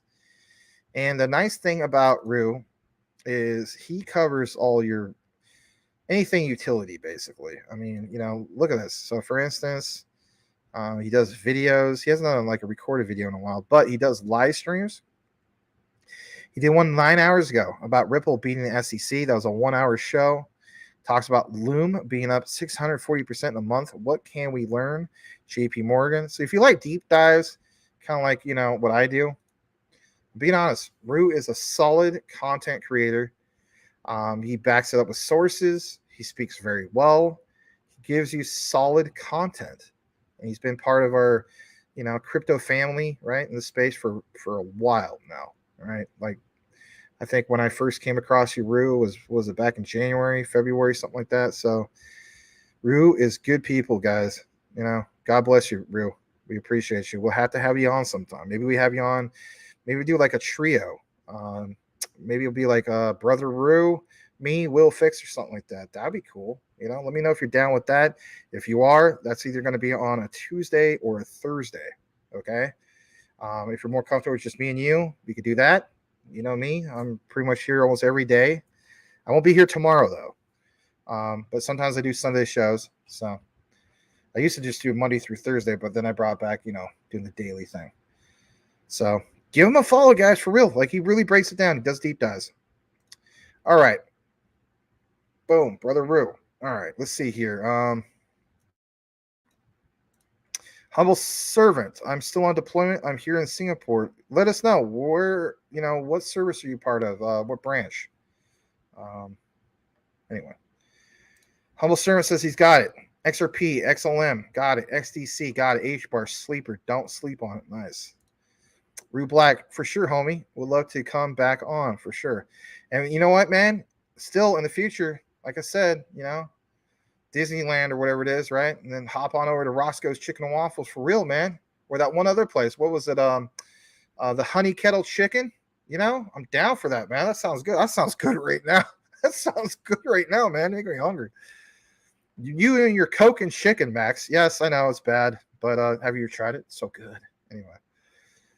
ADHD is back. Glad to have you back. He subbed to Rue. Thank you for doing that, man. That's awesome. David Shee, most of his XRP and XLM coins on Kraken. Can you do a video one day to show how to transfer coins to a cold wallet? Are the gas fees high to transfer XRP to a cold wallet? I guess I could, but I mean, in reality, there is a lot of, videos right now as we speak that cover the whole thing. It's pretty simple, just go to, do a YouTube. Like, if you don't want to wait for me to do it, like you need it now, hey, right? Like, you might need that. Just go to YouTube, and there's a few guys that do like a video that's, 5 or 6 minutes, not even that, or, if you want the real thorough breakdown, might be like, 15 to 20 minutes max, but they do a really good breakdown. I would look more into that. If you have XDC, I'm fully aware it's a pain in the butt. You're gonna put on Ledger. Look up that. I'll just give you the quick gist. I always tell people this. You got to make a custom folder for your Ledger for that to happen. I know, guys, it's a pain, but there's ways of doing it. And there's video breakdowns on that as well. Not here at Maximus Crypto. I don't have video on that, but there's tutorials. Just go with the same tutorial I basically went with, you'll see it right at the top of the search.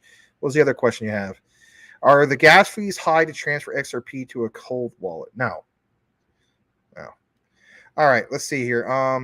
Rue Black, thanks, bro. ADHD, yeah, absolutely. Tia Lynn's, from a distance, Tia, that looked like a Pac-Man symbol. That's the moon. All right. So what we're going to do now is I'm going to double check crypto Twitter, X, because X going to give it to you. Forget getting fried chicken on your own. X going to deliver it to you. Not knocking on the church's chicken, Texas, who would it be? Because when I rock with the KSC. Let's go, right? I'm kidding. Why did you just do a DMX remix to fried chicken? Why not? Well, why are you talking about KFC, Max? Ain't nobody got time for that. It's all about the Popeyes. If it's fresh, got to go to Popeyes when it's fresh. You don't go there when it's not fresh. How do you get fresh chicken? You just tell them you want fresh chicken. They're going to say, well, Mr. you have to wait 20 minutes. Then you wait 20 minutes. And then in the meantime, you look up videos on Maximus Crypto and Will Fix. Boom. And then you get your fresh chicken. Then you bring it home and you enjoy it. And then you, I don't know, probably drink it with a Coke. Why is Coke not a sponsor of you? I don't know. They should be. As much Coke as I can consume. Not that kind of Coke. Coca-Cola. Yeah, it's bad stuff. Anyway, bad habit, right? Everybody gives me crap about it, but it's okay. It is my favorite drink, but I do need to quit it. All right, so let's see here. Let's see if there's any community-driven news. There might be. There might not be. That's okay. CoinGraph News liked a post I was tagged in. That's cool. Oh, yeah, there's a little bit more in regards to JASMY. Well, I think I'll cover that on Monday. So, yeah. Because I got to say some good stuff, especially that, you know, people are leaving. They're going to bed. What's the point of me doing more of a show? All right. Let me just double check a couple more things. Bitcoin dominance hits its highest point over 2 years. Yeah, we talked about that earlier. I should have talked about that in that segment. Sorry about that, Mike. From Ding Dong. Who the hell is Ding Dong? Oh, from Dingy. I'm so sorry. Ding Dong. That's sorry, Dingy. That's we ready to read that one. Patrick Collier, let's go, baby. Hopefully you guys like the thumbnail. It looks pretty cool, huh? I got a new AI program that I could take all my standard definition photos, you know, and boom, just plug it right in there. You upload the image, and it immediately converts it to super high definition, and it's cool. All right, I don't see anything left, so we're going to wrap things up. All right, that's a show. I'll read the last bit of comments. Derek Hines says, "Lol." This is to Rude Black. Anytime, man. I'll check out some of your content after the coverage. That's awesome, ADHD. And David Shee says, "Thank you. Very informative. Thank you so much. I do appreciate you guys. There will be some chopped up videos that will be happening later tonight and early in the morning. Shout out to Will Fix, just to give a shout out to some people still watching over there. Currently we have, I don't know, people are leaving, of course, 24 over here, or 31. But the key thing is I want to share something with you guys in regards to Mr. Will Fix. So we're on Will Fix's channel. If you haven't seen it already, he put out some newer videos. Okay. And here it is. So Ripple co-founder, this was 5 hours ago, believes XRP's value could hit 10,000. Now I watched that video, and Will does back it up. And Will is doing you're starting to see Will's getting a little bit better with his research. So shout out to Will. He did another video yesterday, 11,000 views. XRP, how the price will rise even if leased. Also how $100,000 price is possible. I mean, it sounds crazy. Here's the other one we did together. That one's doing well. So he's just killing it. Absolutely killing it. Getting lots of new subs and stuff like that. He has memberships that are now available on his channel. You're welcome to do that if you choose to do so. He could also be found or followed on Twitter at WillFix7, if you're wondering what that is. All right. That's a show. You're very welcome. You are also very welcome, Andrew Hollins III and David Shee. You all have a great night. And remember, at the end of the day, let's go. Just be not a scam. Shout out to Corey Bibe. We're going to put him on a shirt for merch. It's going to be epic. And maybe possibly Mike Cornwell with the Coney Island shirt. Debatable. Have a great night, everyone. I will not be here tomorrow, but I'll be back with you guys on Monday, and then Tuesday back with Will Fix, both of us together. Have a great night. Sayonara from the Rice Club Consortium. Let's go. Bye-bye.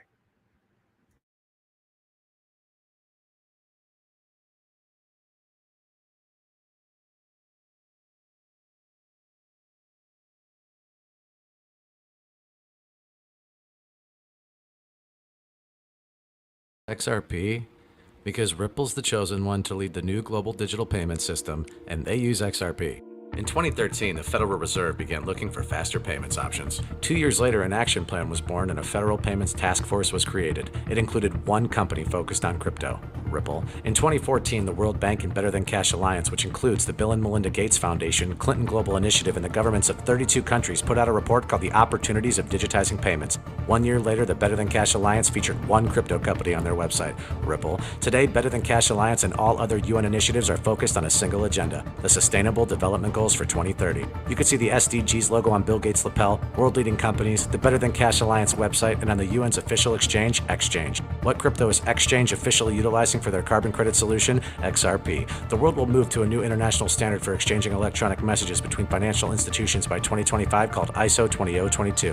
Who was the first ISO 20022 member focused on distributed ledger technology? Ripple, who's partnered with over 300 financial institutions, including Bank of America, American Express, PNC, Santander, SBI, HSBC, Standard Chartered Bank, Bank of England, India, Singapore, Scotland, Australia, and Indonesia, the largest banks in Japan, Canada, Egypt, the Middle East, United Arab Emirates, Thailand, Morocco, Bhutan, South Korea, Brazil, and Latin America. Ripple, who is a former employee overseeing the Federal Reserve. Ripple, a former employee overseeing the world's largest asset manager, BlackRock's digital asset division. Ripple, leading Australia's CBDC effort. Ripple, who hired a former Treasury of the United States. Ripple, 2 former Federal Reserve attorneys to their board. Ripple, 2 former Clinton and Obama advisors, former Minister of Defense and Economics of Germany, former business director at Swift, former Swift board member, former CFO of PayPal, former head of the DTCC, former chief business officer at Uber, former VP of Amazon, and former SEC chair on their legal team. Ripple, who's a member of the Digital Pound Foundation, Digital Dollar Project, Digital Euro Association, Mojaloop, IMF's high-level advisory board on fintech, Hyperledger Blockchain Consortium, Open Payments Coalition, Faster Payments Council, Global Payments Steering Group, Cross-Border Working Group, International Association for Trusted Blockchain Applications, Crypto Climate Accord, University Blockchain Initiative, World Wide Web Consortium, and a featured partner of the World Economic Forum with 3 members of their team directly listed on the WF website. Ripple. Now, does Ripple and XRP sound like they're going to disappear, or do they sound like they're part of a much bigger plan? You decide.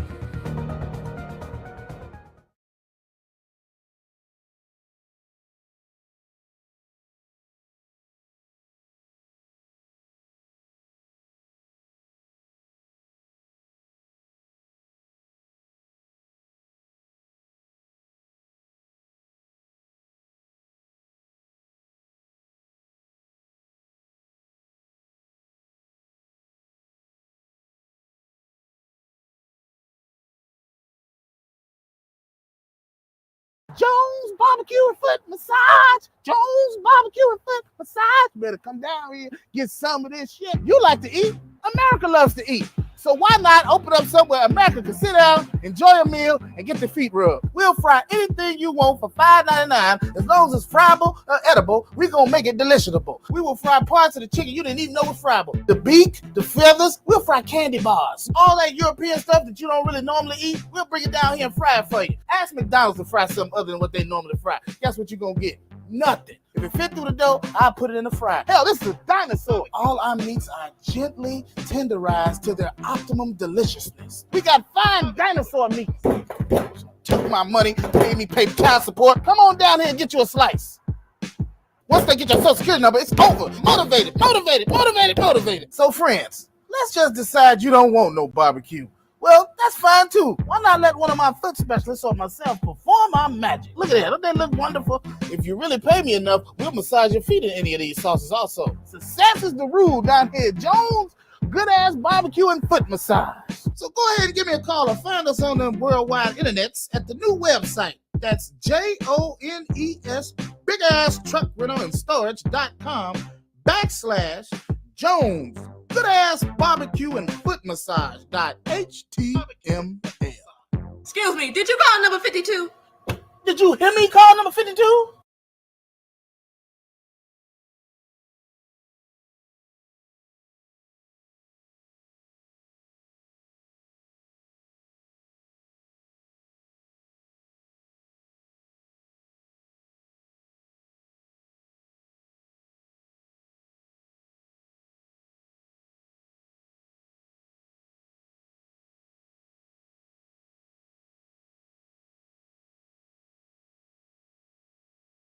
Why leave anything on your front lawn, under your porch, on the side of the highway where you can store all that stuff my way down here at Jones big ass truck rental and car storage?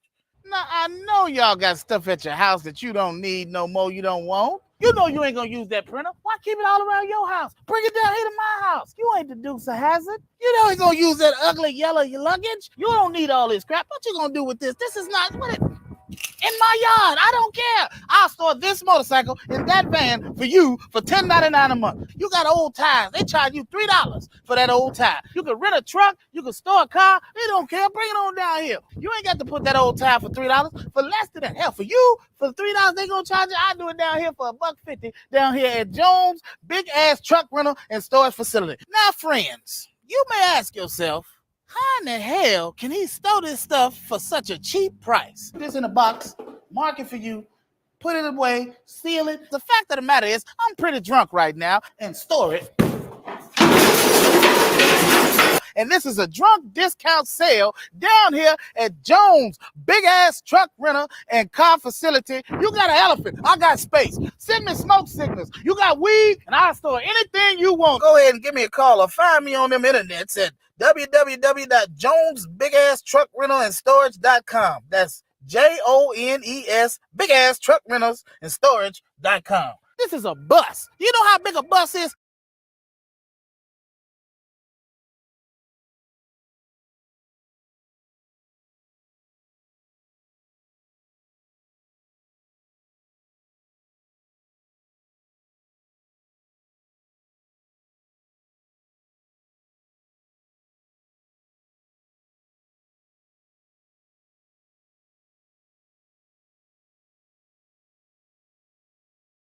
I object. I defer. I find you both guilty of helping people for the ridiculously low price of $99.99. In today's broke-ass society, things are harder, so you need things cheaper. So I came up with Jones, cheap-ass prepaid legal and daycare academy. You are not the president. You don't need to make that type of money. You might need my legal services. You're just raising one kid, because I'm going to sue you. At Jones, we don't assess the illegal fees after the case is disposed of. We make it prepaid. Prepaid meaning you need to pay before, just in case I need to invest the money in something else where you may need my services. And I'm going to spend it wisely, fighting for you. If we can't get you out of child support, we'll provide you with our top-notch molester-free daycare services. We let them do whatever they want to do so that when you get them home, they go straight to bed. Which one of y'all, you little Santa Claus ain't coming to none of y'all? There's some books around here somewhere. Jones do a good-ass job of watching both mine and my grandbaby. Jones got for me auto insurance. Jones got me this big-ass check. Now, friends, you may ask yourself, how can he provide us with such cheap legal services? Well, here's a story about Toby and his baby mama. Hey, Toby, I need my money. I don't have no more money. That's because y'all keep messing up. Y'all keep doing crime. Because I gave it all to you to raise that one little baby you got. And I work from volume. So y'all continue to rob people and take stuff. It ain't your business what I do with the money. So please, come on down to Jones, cheap-ass prepaid legal and daycare academy. Well, it's a place where you can bring your children and get legal advice. Put your hand against the wall. My legal advice to you is don't have no more children. Go ahead and come to the website or give me a call on the new telephone number at 708-46-CASH-1.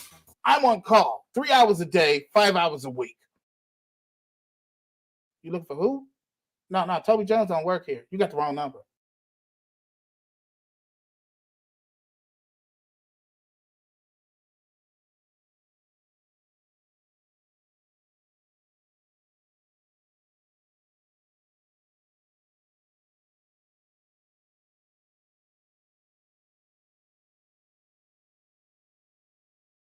Why leave anything on your front lawn, under your porch, on the side of the highway where you can store all that stuff my way down here at Jones Big Ass Truck Rental and Car Storage? I don't think y'all understand me when I tell you I stole anything. What's in this box? I don't know. It's not my business. Briefcase full of fake money. Not my business. This fan used to oscillate. It don't oscillate no more. Oscillated, all gone, right here at Jones Big Ass Warehouse and Storage Facility Truck Rental. Your mother-in-law kind of skinny. I can fold her up, put her on my back on a bicycle, and bring her down on this motorcycle. Come on down here and bring all you got that you don't want. PVC valve, bees, fleas, CDs from your failed speed metal band. Somebody left a cone. You knew damn well when you drop that CD, nobody gonna want to buy it. And put it right here in this here building for the low price of $10.99 a month. You can't beat that. Hell, you can't feed a kid in Africa for that. You can't stop me. I can only be contained. Nobody can slow me down. Storing shit all over the place. Don't matter to me. I don't give a damn what it is. Bring it on. Go ahead and give me a call or find me on them internets at www.jonesbigasstruckrentalstorage.com. That's JONES Big Ass Truck Rentals and Storage.com. Rebound. Watch out. Low post.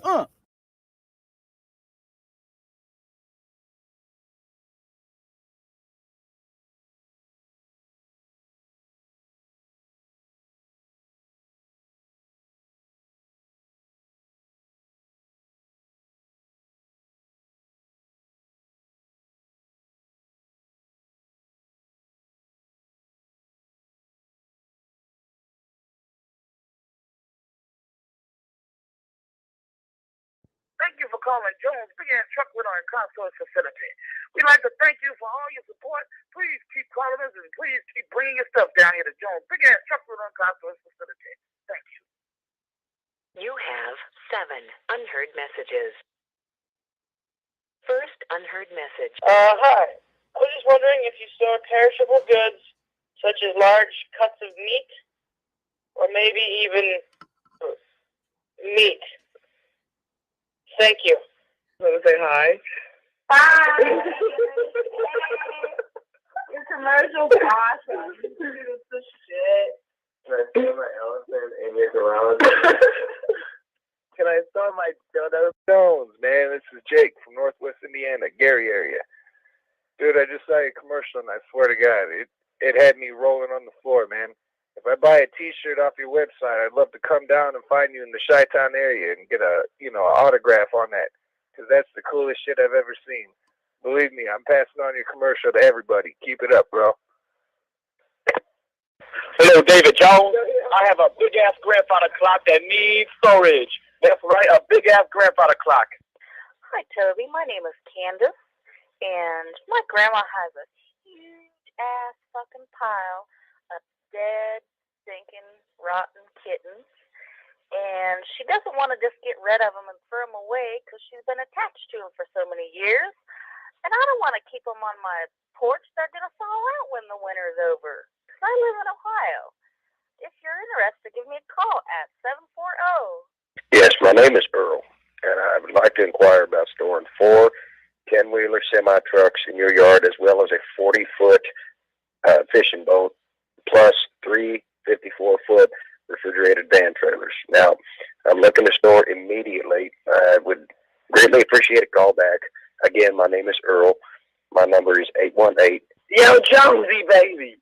Where am I supposed to bring all my shit to throw in your yard, dog?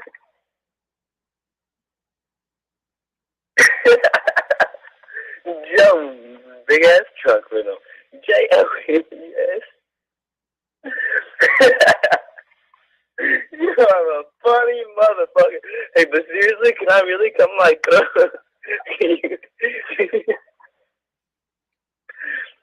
you want some shit, bro?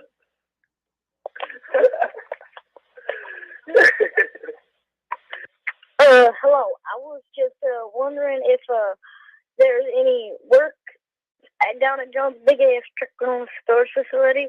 I'm just looking for a job. No, I don't know if this is a joke or not, but I actually am looking for a job. So if you could call me back, need a job at Jones Big Ass Truck Rental Storage Facility. All right, bye. Just kidding. This is so cool. Bye. End of messages.